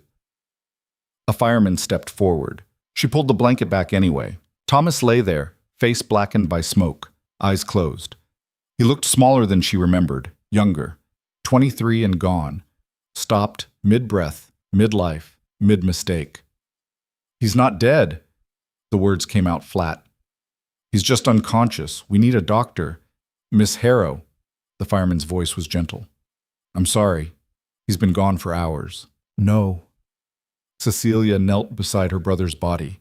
His hand was still warm. Or maybe that was wishful thinking, her mind refusing what her eyes could see. No, he was just at Ravensmoor Hall yesterday. He rode away. He can't be... Cecilia. Ravensmoor's hand on her shoulder, firm and grounding. Come away. He was fine. He was angry but fine. He just needed to... Her throat closed. This is my fault. No. I sent him back here. Told him to face consequences. And now he's... The grief hit like a physical blow, doubling her over. A sound escaped her throat. Animal. Broken. Barely human. Ravensmoor pulled her up, away from her brother's body, away from the truth she couldn't process. She fought him briefly, then collapsed against his chest, shaking. I killed him, she whispered. I sent him home and he... The fire investigator wants to speak with you, a voice said. A man in official dress stood nearby, notebook in hand, face professionally neutral. When you're ready... She's not ready, Ravensmoor said sharply. I need to know what happened. The investigator's voice was firm. There are questions about how the fire started. Cecilia pulled away from Ravensmoor, wiping her face with the back of her hand. Tell me. The investigator consulted his notes. The fire began in Mr. Thomas Harrow's bedroom, approximately 3 o'clock this morning. The initial burn pattern suggests lamp oil, possibly an overturned lamp. However, he paused. There are inconsistencies. What kind of inconsistencies? The bedroom door was locked from the outside. The window was nailed shut. His eyes were sharp, assessing. Your brother couldn't have escaped even if he'd woken in time. Ice crystallized in Cecilia's veins. Someone locked him in? That's what the evidence suggests. Eleanor made a small sound. Denial or comprehension, impossible to tell. Gerald Harrow stepped forward, coughing still, his face gray. That's ridiculous. Who would... Mr. Harrow owed significant debts, the investigator continued, to Marcus Blackwood specifically. Blackwood's known for, shall we say, creative collection methods. You think Blackwood did this? Cecilia's voice came out hollow. I think your brother made dangerous enemies, and fires are a convenient way to send messages. The investigator closed his notebook. We'll be investigating further, but in the meantime, I need statements from all family members about Mr. Harrow's movements yesterday. He was at Ravensmoor Hall, Cecilia said, with Blackwood. They came to... She stopped, remembering. The confrontation. The debt paid. Thomas riding away alive and whole and angry. To demand payment, Ravensmoor finished, which I provided. £800 to settle the original debt. Blackwood was unhappy about losing the compounded interest. The investigator's eyebrows rose. You paid Thomas Harrow's debt? I paid the legitimate portion. Blackwood's terms were usurious, Hud. Ravensmoor's voice was ice. He made threats when we refused the full amount. What kind of threats? He said Miss Harrow had made an enemy, that we'd made a mistake. Ravensmoor's jaw tightened.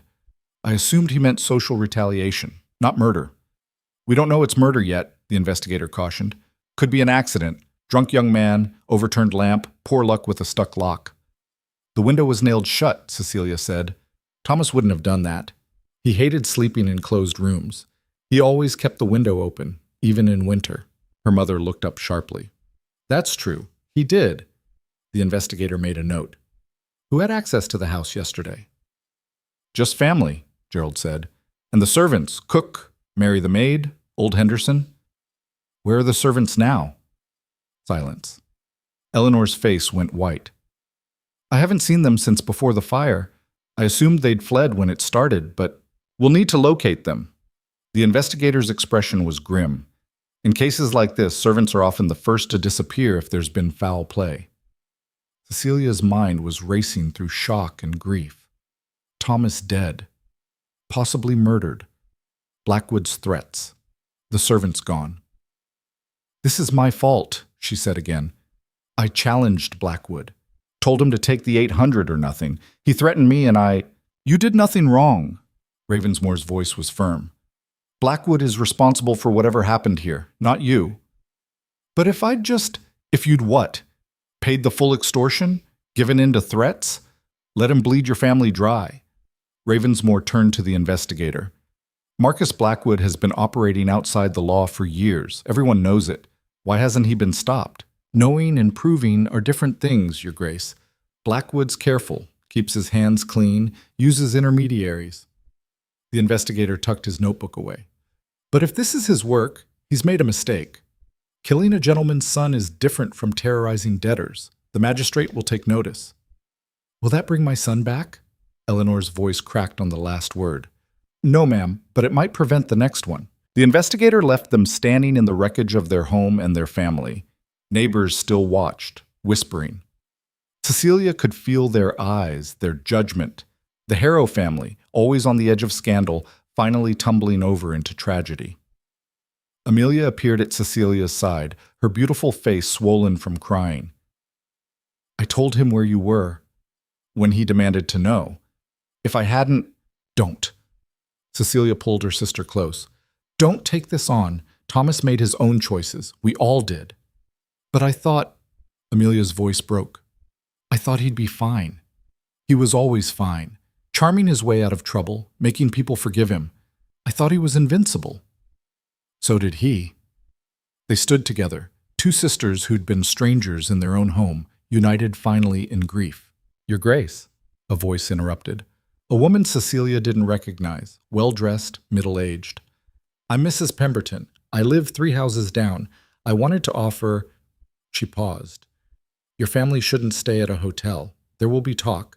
Please use my guest rooms, at least until arrangements can be made. Eleanor looked up, surprise breaking through her shock. That's very kind, but I insist. No family should face this alone. Mrs. Pemberton's gaze swept over them. Mother, father, 2 daughters, all hollow-eyed and smoke-stained. Come, I'll have rooms prepared. They followed her like children, too exhausted to resist kindness. The Pemberton house was everything the Harrow residents had never quite managed to be. Elegant without strain, wealthy without announcement. Mrs. Pemberton settled them in a drawing room while servants scurried to prepare chambers. Only then did Cecilia remember Eliza. She found the girl still in the carriage, pressed against the window, watching everything. Her face was pale, eyes too old again. Is your brother really dead? Eliza asked. Yes. I'm sorry. The words were simple, unadorned. Death is horrible. Yes. Cecilia climbed into the carriage beside her. It is. Do you wish you'd stayed in London? Kept protecting him? The question was brutal in its directness. Cecilia considered lying, offering the expected answer, but Eliza deserved honesty. No, she said quietly. If I'd stayed, I'd still be cleaning up his mistakes, and he'd probably still be dead, just later, after I'd sacrificed more years to a pattern that was never going to change. Eliza nodded slowly. Father said something like that once, about my mother, that staying in their marriage was killing them both, but leaving killed her anyway. She looked at Cecilia. Sometimes all the choices are bad. You just pick the one you can live with. The wisdom in it, from a child who shouldn't have to think this way, made Cecilia's chest ache. Your father's waiting inside, she said. We should go in. Are we still getting married, you and him? Cecilia stopped. Was she? Everything had changed in the span of hours. Her brother dead, her family shattered, her escape from duty turned into a new kind of cage. I don't know, she admitted. Everything's complicated now. Everything's always complicated. Eliza climbed out of the carriage. That's not a reason to give up. Inside, Ravensmore was speaking quietly with Mrs. Pemberton. He looked up when Cecilia and Eliza entered, his expression unreadable. Your family is being settled in the guest wing, Mrs. Pemberton said. I've sent for a doctor to examine your parents. The smoke inhalation, you understand. And I've taken the liberty of contacting an undertaker for your brother. The practical arrangements of death. Someone had to handle them. Thank you, Cecilia managed. Mrs. Pemberton excused herself. Ravensmore moved closer, his voice dropping. I need to speak with the magistrate, see what can be done about Blackwood. He paused. Unless you want me to stay. No, go. Cecilia was surprised by her own certainty. If Blackwood did this, he needs to answer for it. Cecilia. Ravensmore's hand found hers briefly. What happened to Thomas isn't your fault. You know that, don't you? I know. I told him to face consequences. I know he's dead 12 hours later. Her voice was flat. Knowing and feeling are different things. He studied her face, then nodded. I'll be back before nightfall. Eliza, stay with Cecilia. Obviously, Eliza said. He left. The house settled into a heavy quiet, broken only by distant servants' footsteps and Eleanor's muffled crying from upstairs. Cecilia sat in Mrs. Pemberton's drawing room and tried to make sense of a world that had shifted violently overnight. Thomas was dead, possibly murdered. Her family was homeless, and she was free. The thought came unbidden and brought immediate guilt. Her brother was dead and she was thinking about freedom? But it was true. The weight she'd carried for 25 years was gone. Thomas would create no more debts, make no more disasters, require no more sacrifice. He was beyond her help now, beyond anyone's help. And she was here, alive, with choices still ahead of her. The guilt of that realization was crushing. You're thinking too much, Eliza said from across the room. She'd curled up in a chair, watching Cecilia with those two knowing eyes. How can you tell? Your face gets tight, like you're trying to solve an impossible problem. The girl paused.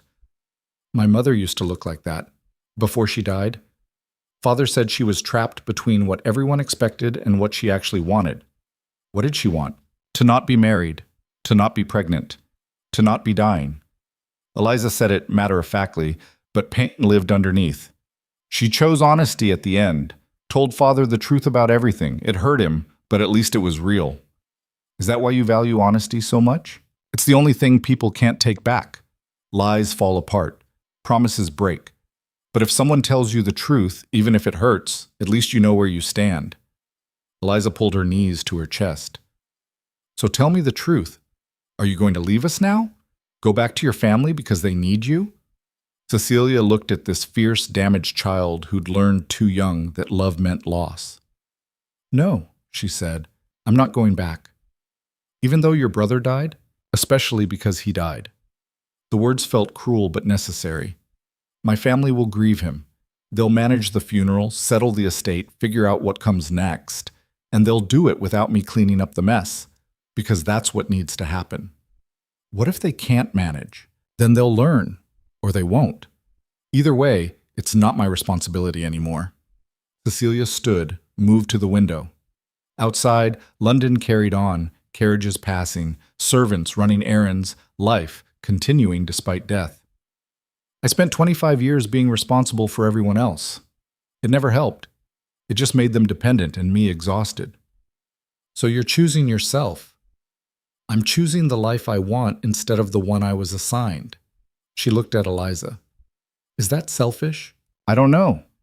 Maybe. The girl considered. But Father says sometimes you have to be selfish or you disappear. Become what everyone else needs instead of who you are. Footsteps on the stairs. Eleanor appeared, her face ravaged by grief and shock. She stopped when she saw Cecilia. I need to speak with you, her mother said. Alone. Eliza looked at Cecilia, then left without argument. The door closed. Eleanor sank onto a settee, suddenly looking every one of her 50 years. Your father is useless, sitting upstairs staring at walls. Amelia won't stop crying, and Thomas is... Her voice broke. My son is dead, Cecilia, and I don't know what to do. For years, this moment had been Cecilia's cue. Her mother's helplessness, her signal to step in, to manage, to fix. Instead, she said, "I'm sorry, Mother, but I can't help you." Eleanor's head snapped up. "What? I can't manage this for you. The funeral, the estate, the debts, whatever comes next. I can't do it." "You have to. You're the only one who—" "No." The word came out firm. "I'm the only one who always did. That's different." Her mother stared at her like she'd started speaking in tongues. "What's gotten into you? Your brother is dead and you're— what? Abandoning us?" "I'm setting a boundary. Finally." Cecilia kept her voice steady despite the way her hand shook. "For 25 years, I've held this family together. Managed the accounts, covered Thomas's debts, made sure Amelia had what she needed while I went without. And you never noticed. Never asked what I wanted. Just assumed I'd keep sacrificing because that's what I did. That's what family does." "No. That's what I did because no one else would." The anger she'd been suppressing for years bubbled to the surface. "Thomas gambled away thousands, and you made excuses. Father invested in schemes that never paid, and you pretended everything was fine. Amelia got every advantage while I wore hand-me-downs, and through all of it, you never once asked if I was happy, if I wanted something different. You just took and assumed I'd keep giving." Eleanor's face had gone white. You appreciated having someone to manage the consequences of your choices. That's not the same as seeing me." Cecilia's throat was tight. "I'm marrying the Duke of Ravensmore. I'm leaving London. And whatever happens with Thomas's funeral, the estate, Blackwood, you'll handle it without me." "You can't be serious. What will people say? Your brother not even buried, and you're running off to—" "I don't care what people say." The truth of it was liberating and terrifying. "I'm done performing for an audience that doesn't matter." Her mother stood, shaking with fury or shock or both. "If you do this, if you leave now, I'll never forgive you." The threat hung in the air. Years ago, it would have worked. The fear of her mother's disappointment, of being cast out, of losing the only family she had, it would have been enough to make Cecilia fold. Now, standing in the wreckage of a life she'd never chosen, she felt only sad clarity. "Then don't forgive me," she said quietly. "I'll learn to live with it." Eleanor's face crumpled. For a moment, Cecilia saw past the fury to the fear underneath, a woman who'd built her life on appearances and strategies, watching it all collapse. "We need you," Eleanor whispered. "You want me. There's the difference." Cecilia moved toward the door. "Find a solicitor. Handle Thomas's debts. Sell the house if you have to, but do it yourselves. I'm done being the person who saves you from your own choices." Cecilia, she left before her mother could finish, before the guilt could claw her back into old patterns. In the hallway, she found Ravensmore returned, speaking quietly with Mrs. Pemberton. He looked up as she approached. "The magistrate is opening an investigation into Blackwood," he said. "3 servants from your household have come forward. They were paid to disappear the night of the fire, by a man matching Blackwood's description. So it was murder. It's looking increasingly likely." His expression was grim. Blackwood miscalculated. He thought killing a disgraced gambler would send a message without consequences. But your brother was still a gentleman's son. The magistrate can't ignore this. Will Blackwood hang? Possibly, if the servants testify, if the evidence holds. Ravensmore paused. "Are you all right?" "No." Cecilia's voice was steady despite the truth. "But I will be. Your mother—" I heard raised voices. "I told her I'm leaving. She's angry." Cecilia looked at him directly. "I need to know, does your offer still stand? After all this? You think your brother's death changes things? I think it complicates them. Marrying me now after this scandal, people will talk. Say you're taking advantage of my family's disaster." "Let them talk." Ravensmore's voice was firm. "I offered you partnership. That offer doesn't expire because circumstances changed. Even if I come with all this—" She gestured vaguely. "Death and debt and family drama? Everyone comes with history. Yours is just more visible than most." He moved closer. "The question is whether you still want this, not whether I'll still have you." Cecilia considered. Her brother dead, possibly murdered because she'd stood up to Blackwood. Her mother furious. Her family shattered. and ahead of her, a life she'd choose herself, a child who needed her, a man who saw her clearly. "I want this," she said. "I want the life we talked about, even now, especially now." Something eased in Ravensmore's expression. "Then we'll marry as planned, quickly, quietly, before your family can create more complications. They'll say I'm heartless, marrying days after my brother's funeral. They'll say that regardless of when we marry. Might as well do it on our terms." Mrs. Pemberton cleared her throat delicately. "If I may, there's a small chapel on my estate in Kent, very private, very discreet, if you wanted to avoid London scrutiny." Ravensmore looked at Cecilia. "What do you think?" "I think yes." The decision felt reckless and right. "Let's do it before I lose my nerve." "You won't lose your nerve." This from Eliza, who'd appeared on the stairs, eavesdropping shamelessly. "You're braver than you think." "Or more desperate," Cecilia said. "Same thing, sometimes." The girl came down the stairs. "Can I be at the wedding?" "Obviously," Cecilia said, echoing Eliza's earlier certainty. Mrs. Pemberton smiled. "I'll make arrangements. 3 days hence? That gives time for a proper license and for—" She paused delicately. "For your family to make funeral arrangements." 3 days. Cecilia would bury her brother and marry a duke in the same week. The scandal would be magnificent. 3 days, she agreed. The next 72 hours passed in a blur of grim arrangements. Thomas's funeral was small, quiet, attended mostly by creditors hoping to learn if debts would be paid. Eleanor wore black and accepted condolences with brittle dignity. Gerald stood hollow-eyed and silent. Amelia cried genuinely, mourning the brother she'd loved despite his flaws. Cecilia stood apart from them, feeling the distance that had always existed now made visible. She grieved Thomas, the boy he'd been, the man he might have become if he'd learned to face consequences sooner. But she couldn't regret the choice that had led here. At the burial, Blackwood appeared, bold as brass, standing at the edge of the cemetery, watching with cold satisfaction. Ravensmore saw him too. His hand found Cecilia's. "Don't," he said quietly. "Not here." "He killed my brother. The magistrate will handle it. We have witnesses, evidence. Blackwood will answer for this." His grip tightened. "But not today. Today you bury Thomas with dignity." She wanted to scream at Blackwood, to tear into him with accusations and rage. Instead, she stood silent and let her brother be lowered into the ground. After, as mourners dispersed, Blackwood approached. He stopped a careful distance away, his expression mocking. "My condolences, Miss Harrow. Tragic accident." "It wasn't an accident," Cecilia said, "and you know it." "Do I?" "I know a young man with debts he couldn't pay met an unfortunate end. Happens more often than you'd think." His smile was vicious. "I warned you, said you'd made an enemy, should have listened." "I did listen, and I made my choice."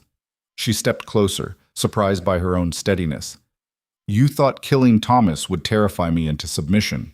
Instead, you've given the magistrate everything he needs to hang you." Blackwood's smile faltered. "You can't prove—" 3 servants, all willing to testify about the man who paid them to disappear, the locked door, the nailed window. Cecilia's voice was quiet but clear. "You made a mistake, Mr. Blackwood. You murdered a gentleman's son thinking no one would care, but they do care, and you're going to pay for it." Bold words from a woman who will be ruined by scandal within the week. "I'm marrying a duke in 2 days. What scandal can touch me?" She met his eyes. "You've lost, Mr. Blackwood. You just don't know it yet." Ravensmore appeared at her side, his presence a wall of authority. "Leave, now, before I have you arrested on the spot." Blackwood's face darkened, but he backed away. "This isn't over." "Yes," Ravensmore said coldly. "It is." They watched him leave, a predator who'd miscalculated, who'd thought himself untouchable, and was just beginning to realize otherwise. "That was brave," Ravensmore said. "That was terrifying." Cecilia's hands were shaking. "But necessary."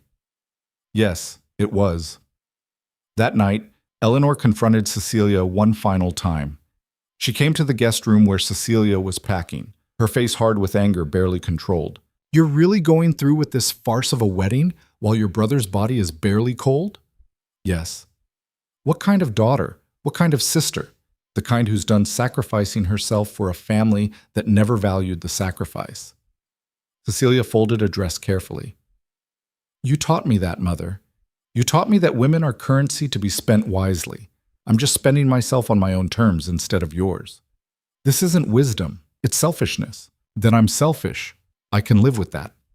She looked at her mother. Can you live with what you've become? A woman so focused on appearances that she drove her son to desperate measures? Who valued social position over her children's happiness? Eleanor's hand flew up. Whether to strike or gesture, Cecilia never knew. She caught her mother's wrist. Don't, she said quietly. We're past that. You've changed. Eleanor's voice shook. I don't even recognize you. Good. The girl you knew was killing herself slowly to keep you comfortable. Cecilia released her mother's wrist. I'm done dying for this family. Eleanor left without another word. The morning of the wedding dawned gray and cold. They traveled to Kent in Ravensmore's carriage. Cecilia, the Duke, Eliza, and Mrs. Pemberton, who'd appointed herself unofficial guardian of propriety. The chapel was small, old, beautiful in its simplicity. No grand ceremony, no society watching, just a vicar, a handful of witnesses, and two people making a choice. Cecilia wore a simple dress, cream silk, no ornamentation. She looked at herself in a mirror and barely recognized the woman staring back. No longer the girl in shadows. Something else. Something chosen. You look beautiful, Eliza said from the doorway. She wore blue, her dark hair braided with ribbons. I look terrified. Same thing. The girl moved closer.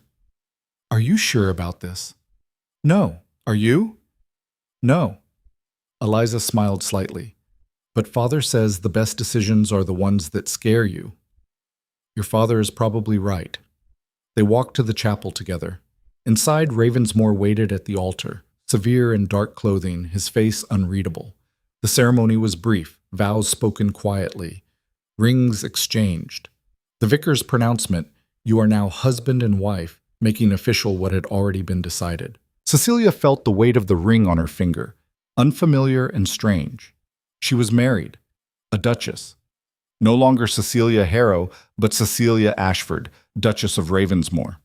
Outside, rain had started, light, persistent, turning the chapel grounds silver. Are you all right? Ravensmore asked quietly.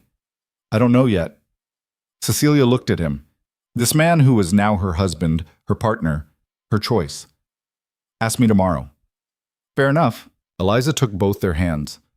Can we go home now? Ravensmore Hall, I mean. Real home. Yes, Cecilia said, surprising herself with certainty. Let's go home. As the carriage pulled away from the chapel, Cecilia looked back one last time at London, at the life she'd left behind, the family she'd chosen to outgrow, the girl she'd been. No regrets? Ravensmore asked. She thought about Thomas, dead because she'd drawn a line, about her mother's fury, about 25 years of sacrifice that had helped no one. Plenty of regrets, she said honestly, but not this one.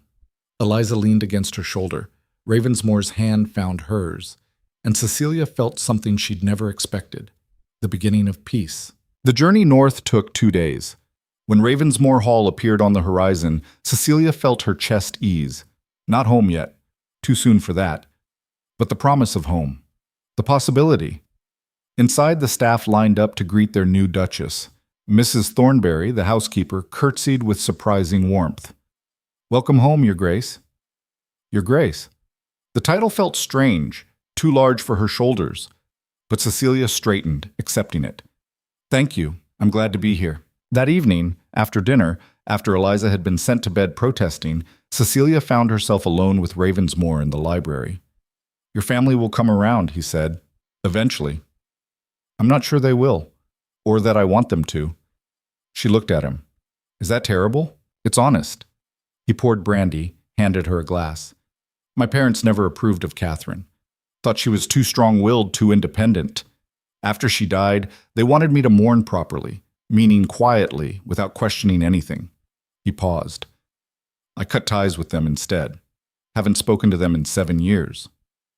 Do you regret it? No. They wanted me to pretend the marriage was perfect, that Catherine's death was a tragedy.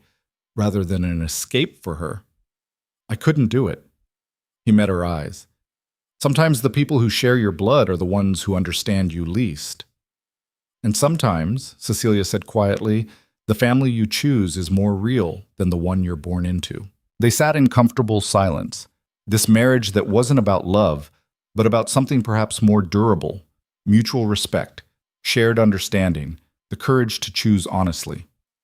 I received word from London today, Ravensmore said finally. The magistrate arrested Blackwood. The servant's testimony was damning. He'll stand trial within the month. Cecilia felt something loosen in her chest. Good. Your mother sent a letter as well. I haven't opened it. He handed her an envelope, Eleanor's precise handwriting on the front. Cecilia held it for a moment, then set it aside unopened. Later. Or never. I haven't decided yet. That's fair. Upstairs in the Duchess's bedroom that was now hers, Cecilia stood at the window looking out over grounds that stretched into darkness.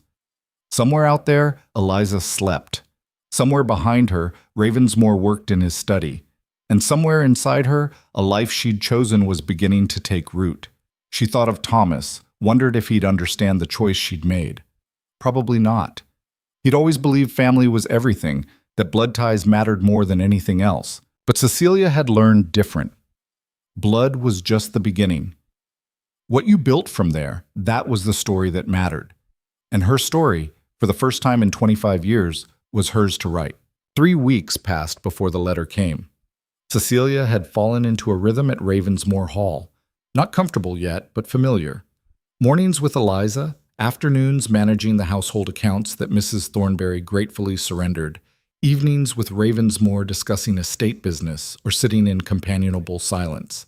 It wasn't the life she'd imagined as a girl, but it was hers. The envelope arrived at breakfast, cream-colored paper with official seals. Ravensmore opened it while Cecilia watched Eliza push eggs around her plate. Eat properly, Cecilia said, not just the bacon. Bacon is the only good part. Eggs are good for you. So is writing, and I do that every day. But Eliza took a bite anyway, making a face. The trial is set, Ravensmore said quietly. 2 weeks from today. They want you to testify. Cecilia's fork stilled. Me? You were there when Thomas confronted Blackwood. You heard the threats.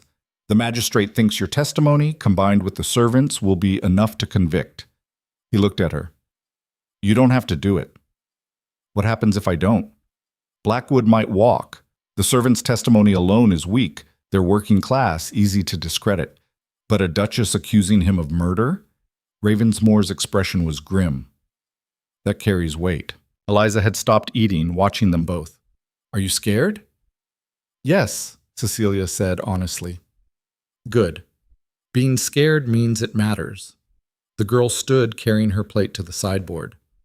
I'm going to ride Tempest. Come find me when you're done being terrified. She left. Ravensmore almost smiled. She's right, you know. Fear means it matters. It also means I might fail. Cecilia pushed her own plate away. What if I testify and he still walks? What if my testimony isn't enough? Then at least you tried. At least you stood up and named what he did. He reached across the table, his hand covering hers. You don't have to be perfect, Cecilia. You just have to be honest. The words echoed what she'd told Eliza weeks ago. Honesty over performance. Truth over appearance. I'll do it, she said. I'll testify. The next 2 weeks crawled past. Cecilia prepared with Ravensmore's solicitor, a sharp-eyed man named Pembroke, who asked brutal questions to prepare her for cross-examination. They'll attack your character, Pembroke warned. Say you're a social climber who married above her station, that you're testifying out of spite, not truth. Let them, Cecilia said. I know what happened. So does Blackwood. Knowing and proving are different things in court. Then I'll prove it. The journey to London was tense. Eliza insisted on coming despite Ravensmore's objections. She's testifying for my brother too, the girl argued. Thomas was her family. I should be there. You're 9 years old, and I've seen enough death to understand what justice means. Eliza's jaw set stubbornly. I'm coming. They arrived in London the night before the trial. The city felt different now, no longer home, just a place Cecilia used to live. They stayed at Ravensmoor's townhouse in Mayfair, and Cecilia barely slept. At dawn, she dressed in black, widow's weeds, technically wrong since Thomas was her brother, but the symbolism was deliberate. Someone had died. Someone needed to answer for it. The courthouse was gray stone in judgment, packed with spectators drawn by scandal. A duke's new wife accusing a notorious moneylender of murder. It was the kind of drama London society craved. Cecilia saw her family in the gallery. Eleanor, Gerald, and Amelia, all in black, all looking hollowed out by grief and shock. Her mother's eyes met hers briefly, then looked away. The rejection stung less than Cecilia expected. The trial began with formalities, charges read, jury sworn, Blackwood sitting in the dock looking confident and dangerous. His solicitor was expensive, sharp-tongued, the kind of man who won cases by destroying witnesses. The prosecution called the servants first. Cook testified about the man who'd come to the kitchen door, offering money for them to leave the house that night. Mary the maid described the same man, his description matching Blackwood. Old Henderson spoke about finding the bedroom door locked from outside, the window nailed shut. Blackwood's solicitor tore into them methodically. Wasn't it dark? Could they really be certain of the man's identity? Wasn't it convenient they remembered these details only after being offered immunity? By the time they finished, the servant's testimony was shredded, their certainty questioned, their motives suspect. Then the prosecution called Cecilia. She walked to the witness box feeling every eye in the courtroom. Her hands shook as she swore the oath, but her voice stayed steady. The prosecutor was gentle at first, establishing her relationship to Thomas, her presence at Ravensmoor Hall when he and Blackwood arrived. "And what did Mr. Blackwood say when your husband offered to pay the original debt?" "He was angry, said we'd made a mistake, that I'd made an enemy." Cecilia looked directly at Blackwood as she spoke. "He implied there would be consequences for refusing his terms." "Did you take this as a threat?" "Yes, absolutely." "And when you learned of your brother's death?" "I knew immediately it wasn't an accident. Thomas was reckless, but not suicidal. He wouldn't have locked himself in, nailed the window shut." Her voice strengthened. "Someone wanted him to die. Someone who'd threatened consequences just hours before." The prosecutor nodded. "Your witness." Blackwood's solicitor stood, a tall man with ice in his voice and cruelty in his smile. "Your Grace." The title dripped mockery. "You married the Duke of Ravensmoor rather quickly after your brother's death, did you not?" "I did." "Some might say suspiciously quickly, almost as if you'd been planning it before your brother's unfortunate demise." "I had been planning it. The Duke proposed before Thomas died. How convenient. A poor baron's daughter snaring a wealthy duke, then her inconvenient brother dies, leaving her free to pursue her social ambitions without family complications." Pembroke shot to his feet. "Objection. Counsel is testifying rather than questioning." "Sustained," the judge said. "Mr. Blackwood's counsel will confine himself to questions." The solicitor smiled thinly. "Did you love your brother, Your Grace?" The question was a trap. Answer yes, and she was lying. Her actions proved otherwise. Answer no, and she was a heartless monster. "I loved the boy he was," Cecilia said quietly. "I grieved the man he could have become. But I stopped enabling his self-destruction. Yes, that's not the same as wanting him dead. Yet you benefited from his death. No more debts to pay, no more family obligations. Free to marry your duke and play at being nobility. I benefited from setting boundaries. Thomas's death was tragedy, not convenience. You testified that Mr. Blackwood threatened consequences. What exact words did he use?" Cecilia thought back to that confrontation. "He said, 'You've made an enemy today, Miss Harrow.'" "That's it? No specific threat of violence? No mention of your brother?" The meaning was clear. Was it? Or are you interpreting an ordinary business warning as a death threat to support your narrative? The solicitor moved closer. "Isn't it true that you hate Mr. Blackwood? That you resented him for your brother's debts?" "I didn't hate him. I refused to be extorted by him. And when your brother died, you saw an opportunity. Accuse the man who embarrassed you. Destroy his reputation. Elevate your own status as the brave Duchess seeking justice." "That's not—" "You're not really seeking justice for Thomas, are you? You're seeking revenge for yourself." "No." Cecilia's voice cut through the courtroom. "I'm seeking accountability. For Thomas, yes. but also for every desperate person Blackwood has preyed on, every family he's destroyed with impossible interest rates and threats, every son and daughter who died because they couldn't escape his traps. The solicitor's eyes narrowed. You're very passionate about this, almost as if you've been planning this accusation for some time.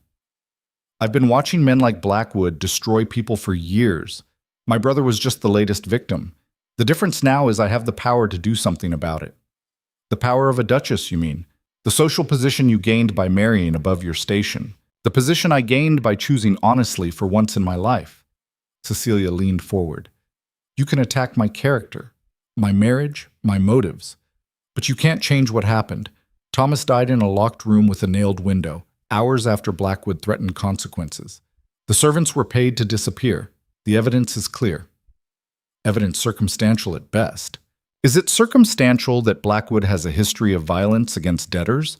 That 3 other families have come forward with similar stories of threats and mysterious accidents? This from the prosecutor, standing. Your Grace, can you speak to what you observed of Mr. Blackwood's character during your interaction? He was cold, calculating. He spoke about my sister as potential collateral, as if she were property to be seized. He looked at my family's suffering as a business opportunity. Cecilia's gaze never left Blackwood's face.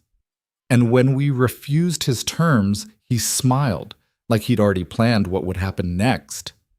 The courtroom was silent.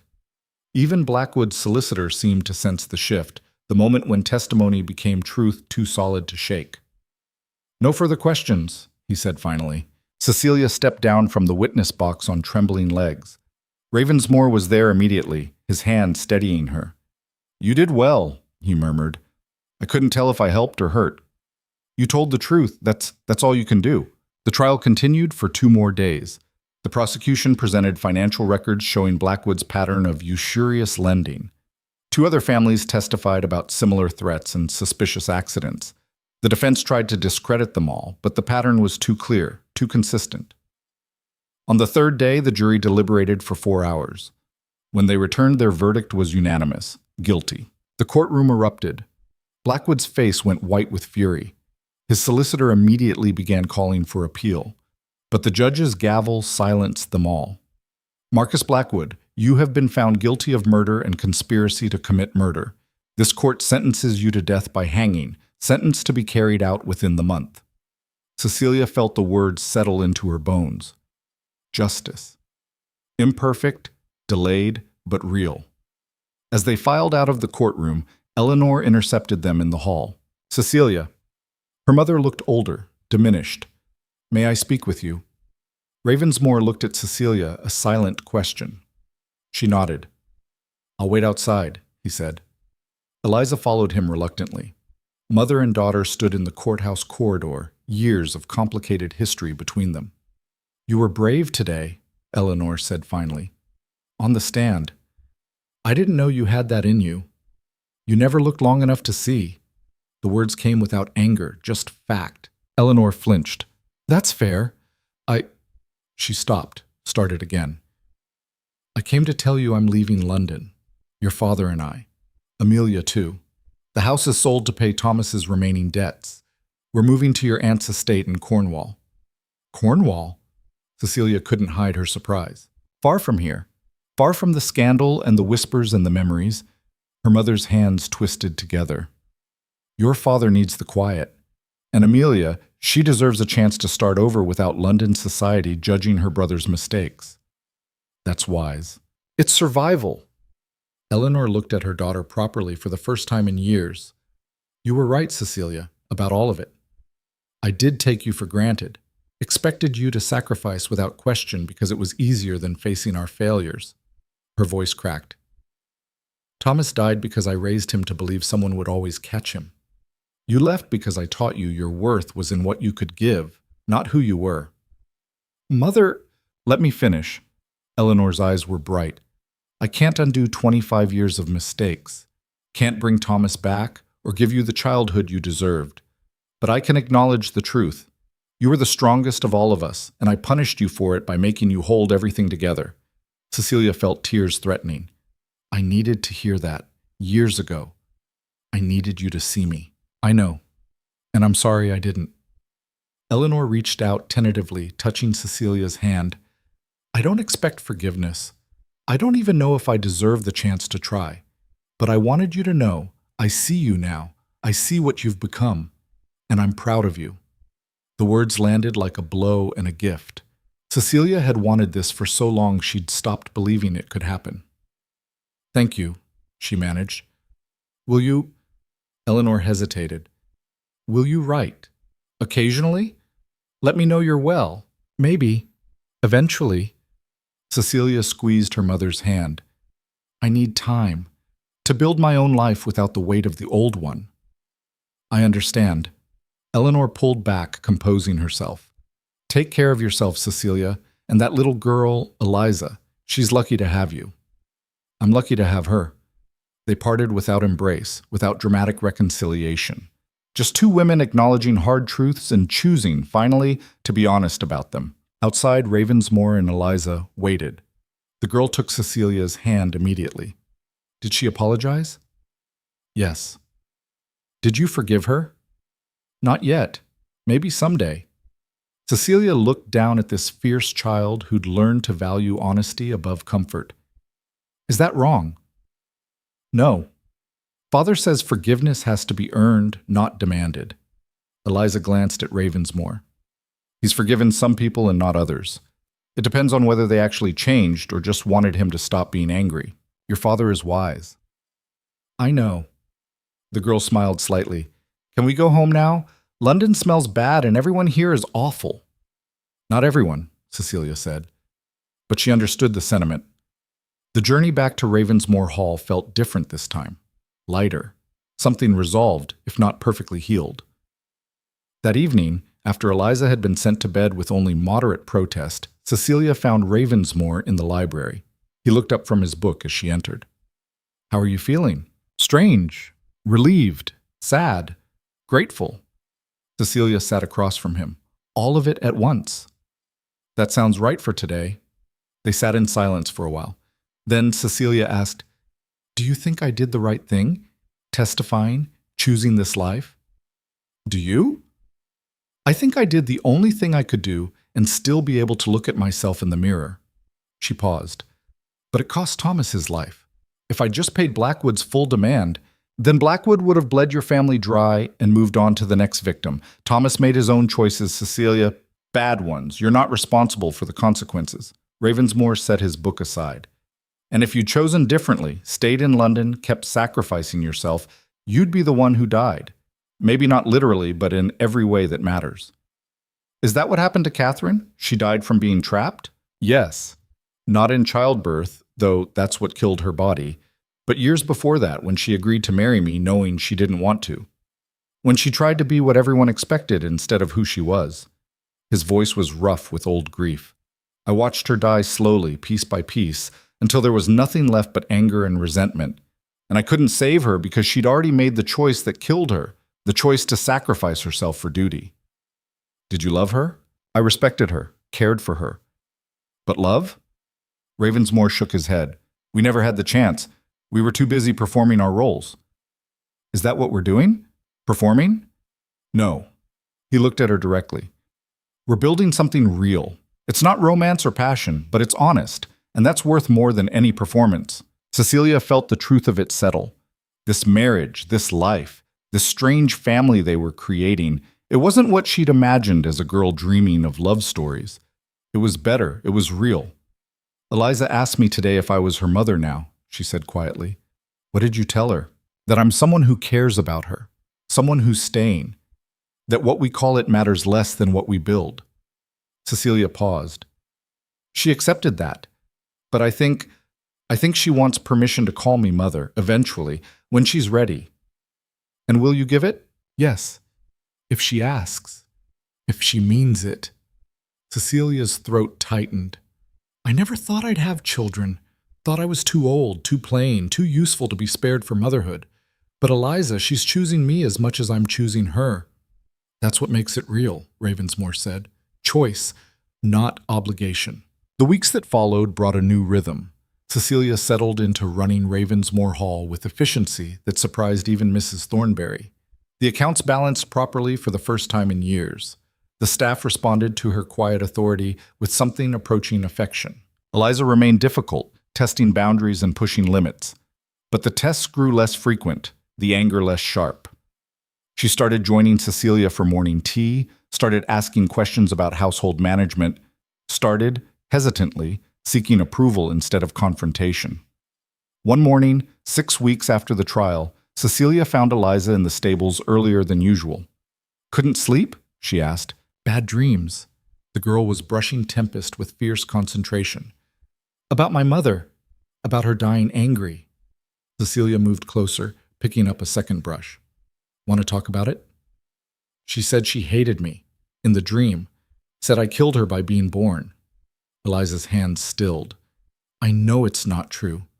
Father explained it wasn't my fault, but sometimes it feels true anyway. Feelings don't have to be logical to hurt. Do you ever dream about Thomas?" "Yes." Cecilia worked the brush through Tempest's mane.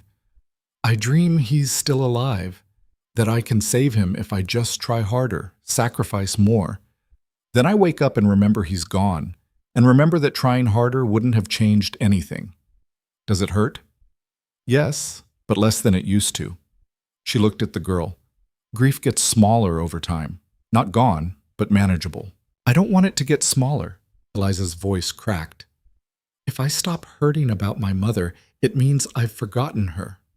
"No, it means you've learned to carry the memory without it crushing you." Cecilia set down her brush, turning Eliza to face her. "You can remember your mother and still be happy. Can miss her and still move forward. Those things aren't mutually exclusive. Father doesn't seem to miss her." "Your father carries guilt, which is different from missing. He wishes things had been different. That's its own kind of grief." Eliza considered this. Then quietly, "Do you think, if my mother had lived, she would have learned to love me?" The question broke Cecilia's heart. "I don't know, maybe. Or maybe she would have stayed angry. Some people can't get past their own pain long enough to see the good things right in front of them." "Like your mother?" "Yes, exactly like my mother." Cecilia touched the girl's shoulder. "But you know what? You don't need your mother's love to know you're worthy of love. You have your father. You have me. You have a whole life ahead of you with people who will choose to love you. Do you love me?" The question was vulnerable, naked with need. Cecilia could have deflected, could have said it was too soon, too complicated. Instead, she chose honesty. "Yes, I do." Eliza's face crumpled. She threw herself at Cecilia, arms wrapping tight, body shaking with sobs held back too long. Cecilia held her, this fierce, damaged child who'd been waiting years for someone to stay long enough to mean it. "I love you too," Eliza whispered into Cecilia's shoulder. "Is that okay?" "That's more than okay. That's everything." They stood in the stable, holding each other, while Tempest watched with patient equine wisdom and morning light turned the world golden. That evening, at dinner, Eliza was quieter than usual, thoughtful. Halfway through the meal, she looked at Cecilia and said clearly, deliberately, "Mother, can you pass the salt?" The word hung in the air. Ravensmore's fork stopped midway to his mouth. Cecilia felt tears prick her eyes. "Of course," she said, passing the salt shaker with hands that trembled slightly. Eliza took it, a small smile playing at her lips. She didn't say the word again that night, but the barrier had broken. Permission given and accepted. Later, after Eliza had gone to bed, Ravensmore found Cecilia in the library. "She called you mother." "I know. How do you feel about that?" Cecilia considered. Terrified, honored, completely unprepared. She looked at him. "Everything I've felt since coming here, basically." He smiled, a real smile, warm and genuine. "You're good at this. Being a mother, being a duchess, being yourself. I'm making it up as I go. Aren't we all?" He moved closer. "But you're doing it honestly. That's what matters." 3 months after the wedding, a letter arrived from Cornwall, Amelia's handwriting, not Eleanor's. "Dear Cecilia, Mother said I should wait longer to write, that you need space. But I wanted you to know we're well. Cornwall is quiet and strange, and Father actually smiles sometimes. Mother is learning to manage the household herself, badly, but she's trying. I've met someone, a vicar's son. Not wealthy or titled, but kind. He doesn't care about my brother's scandal or our fallen status. He just likes talking to me about books and walking by the sea. I don't know if it will come to anything, but for the first time, I'm not performing. I'm just being myself. Turns out I quite like who that is when I'm not trying to be what everyone expects. I think I understand now why you left, why you chose yourself. I used to think it was selfish. Now I think it was the bravest thing I've ever seen anyone do. Right when you're ready, or don't. Either way, know that I'm proud to be your sister. Love, Amelia. Cecilia read the letter 3 times, then showed it to Ravensmore. Your sister sounds like she's finding her way, he said. She sounds like she's becoming real. Cecilia folded the letter carefully. I'll write back, not yet, but soon. Good. The year turned. Autumn came to Ravensmore Hall, painting the grounds in gold and crimson. Cecilia stood at her bedroom window one morning, watching Eliza ride Tempest across the meadow, and felt something she'd never expected. Contentment, not happiness, too simple a word for what she felt, but something deeper. The satisfaction of having chosen well, of having built something real from honest foundations. What are you thinking? Ravensmore asked from the doorway. That I'm grateful. Cecilia turned to face him. For this, for you, for Eliza, for the chance to be something other than what I was assigned to be. No regrets? Oh, plenty. Thomas still haunts me. My mother's wasted years, all the time I spent being invisible. She moved closer to him. But I don't regret this. Us, this family we're building. Neither do I. He touched her face gently, the first truly affectionate gesture in months of careful partnership. You've changed things here. Changed Eliza. Changed me. How have I changed you? You've reminded me that honesty is worth the discomfort, that choosing people who choose you back is more valuable than any duty or obligation. He paused. You've made me hope again. That's not a small thing. Before Cecilia could respond, Eliza's voice rang from downstairs. Mother, father, come see. Tempest jumped the stone wall. They looked at each other and smiled. She's going to break her neck one day, Ravensmore said without heat. Probably, but she'll do it honestly. Cecilia took his hand. Come on, let's go see. They went downstairs together toward their daughter's voice, toward the life they were building from choice instead of duty. It wasn't perfect. It wasn't simple, but it was real. And real, Cecilia had learned, was worth everything. Outside, Eliza demonstrated her jump again, fearless and grinning. Ravensmore winced. Cecilia laughed. The girl circled back, pulling Tempest to a stop in front of them. Did you see? I cleared it completely. I saw you risk your life for no reason, Ravensmore said dryly. It wasn't no reason. It was to see if I could. Eliza looked at Cecilia. Sometimes you have to jump the wall to know you're brave enough. Sometimes, Cecilia agreed, but maybe warn us before the next jump? Where's the fun in that? She rode off again, leaving her parents shaking their heads. She's impossible, Ravensmore said. She's perfect. Cecilia leaned against him, surprising them both. He didn't pull away. Instead, his arm came around her shoulders, holding her steady. They stood together watching their daughter ride. 2 broken people who'd found each other not through romance but through brutal honesty. 2 survivors who'd learned that family wasn't about blood or duty, but about choosing to stay when staying was hard. That evening, after Eliza was finally coaxed to bed, Cecilia returned to her room and found Eleanor's unopened letter from months ago. She broke the seal, read her mother's careful, stilted apology. It was inadequate and heartfelt in equal measure. She wrote back simply, Mother, I accept your apology. I may even forgive you someday, but first I need to finish building the life I chose. Give my love to Father and Amelia. See, she sealed it, set it aside for posting, and felt a chapter close. Months became a year became 2. Blackwood was hanged, his empire of predatory lending dismantled. Other families came forward telling stories similar to Thomas's. The magistrate launched investigations. Laws changed slowly, protecting debtors from the worst abuses. Thomas's death became something more than tragedy. It became catalyst. Cecilia testified before Parliament about usurious lending practices. Her status as Duchess gave weight to words that would have been dismissed from a baron's daughter. She thought Thomas would have laughed at the irony. His death accomplished more reform than his life ever had. Eliza grew. 13, then 14.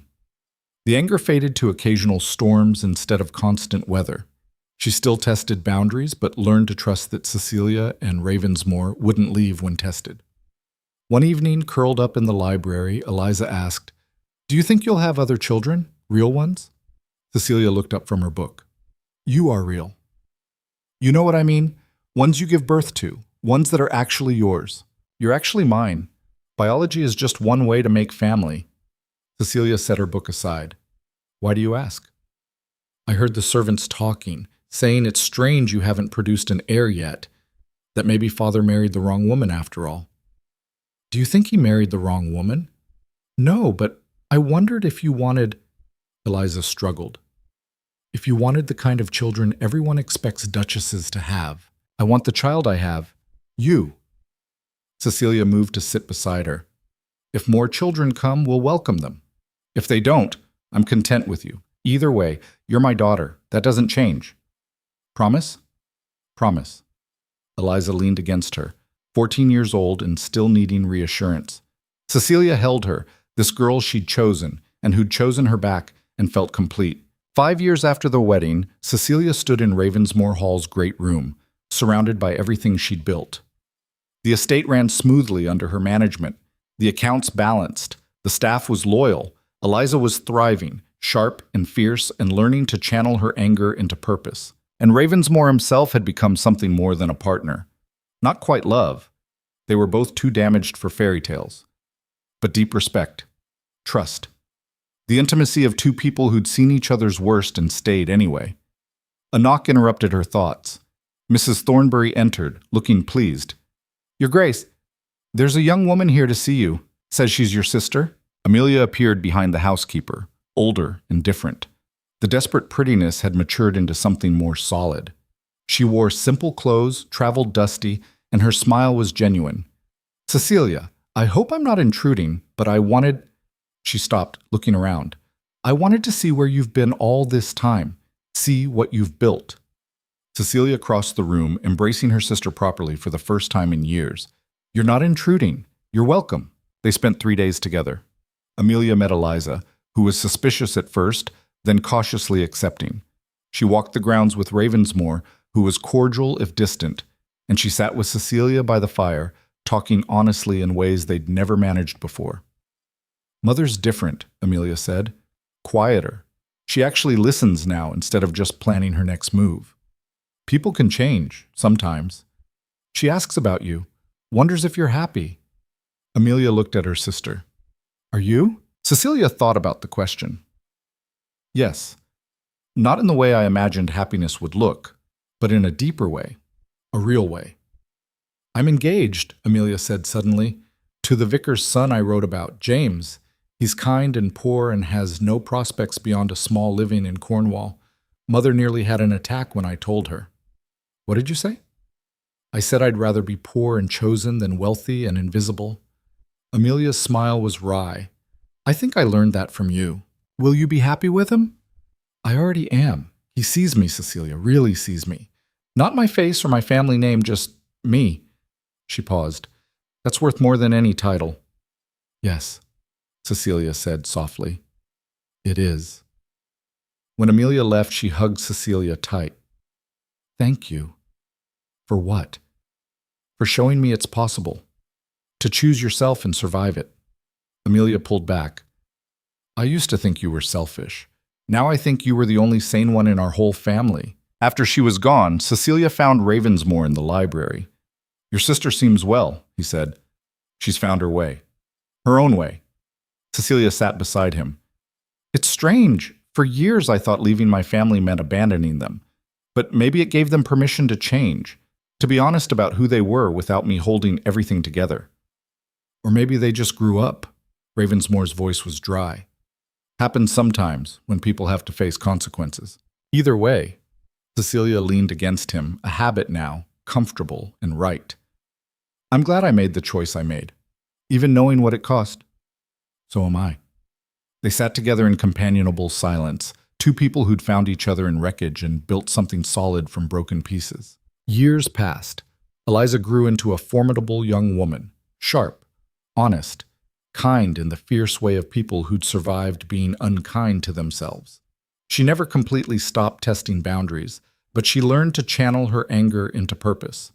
She rode like a demon, read voraciously, argued with her father about estate management, and loved her mother with the intensity of someone who'd waited too long for permission. Cecilia watched her daughter become herself and felt the deepest satisfaction of her life. This, raising a child to be honest instead of perfect, fierce instead of pleasant, this was the work that mattered. On Eliza's 18th birthday, they stood together overlooking the estate grounds. "I've been thinking about what comes next," Eliza said, "after this, after childhood." "And what have you decided?" "I want to help people." "The way you helped me." Eliza glanced at Cecilia. "Father's been talking about establishing a foundation to help families trapped by predatory lending. I want to run it." Cecilia felt pride swell. "That's good work." "Will you help me? You know more about those families than anyone. You lived it." "I'd be honored." They stood side by side, mother and daughter, not by blood but by choice, and looked out at the future they'd build together. Years later still, when Cecilia was 50 and her hair had gone silver at the temples, she stood in the same spot overlooking the grounds. Ravensmore found her there, his own hair fully gray now, his face lined but content. "What are you thinking?" he asked. "That I made the right choice, all those years ago, choosing myself, choosing this." She looked at him. "Choosing you." "No regrets?" "Oh, plenty. I still dream about Thomas sometimes. Wonder if there was another way. But regrets aren't the same as mistakes." She took his hand. "I regret the cost, but I don't regret the choice." "Neither do I." He squeezed her hand. "You know what they're saying in London now? About us?" "What?" "That the Duke and Duchess of Ravensmore have one of the most solid marriages in England. That we're proof respect matters more than romance." Cecilia laughed. "If they only knew how it started. A business arrangement on a terrace. A partnership built on honesty." He turned to face her, which became something more. Not love as poets define it, but something deeper, something real. "Yes," she agreed, "something real." They walked back to the house together, hand in hand, two people who'd survived terrible choices and made better ones. Behind them, Ravensmore Hall stood solid and ancient. Ahead of them, whatever years remained. And inside, Eliza waited with her own children now, two daughters who called Cecilia grandmother and learned from her that blood was just the beginning of family, that choosing yourself wasn't selfish, and that honesty, however hard, was always worth the cost. That night, Cecilia sat in the library that had become her sanctuary and wrote in the journal she'd kept for 30 years. "Today I realized I am finally, completely free. Free of the girl who sacrificed herself thinking it was love. Free of the woman who enabled destruction thinking it was duty. I chose myself, and the world didn't end. My family survived. I survived. I became more than I ever imagined I could be. Was it worth the cost?" Thomas would say no.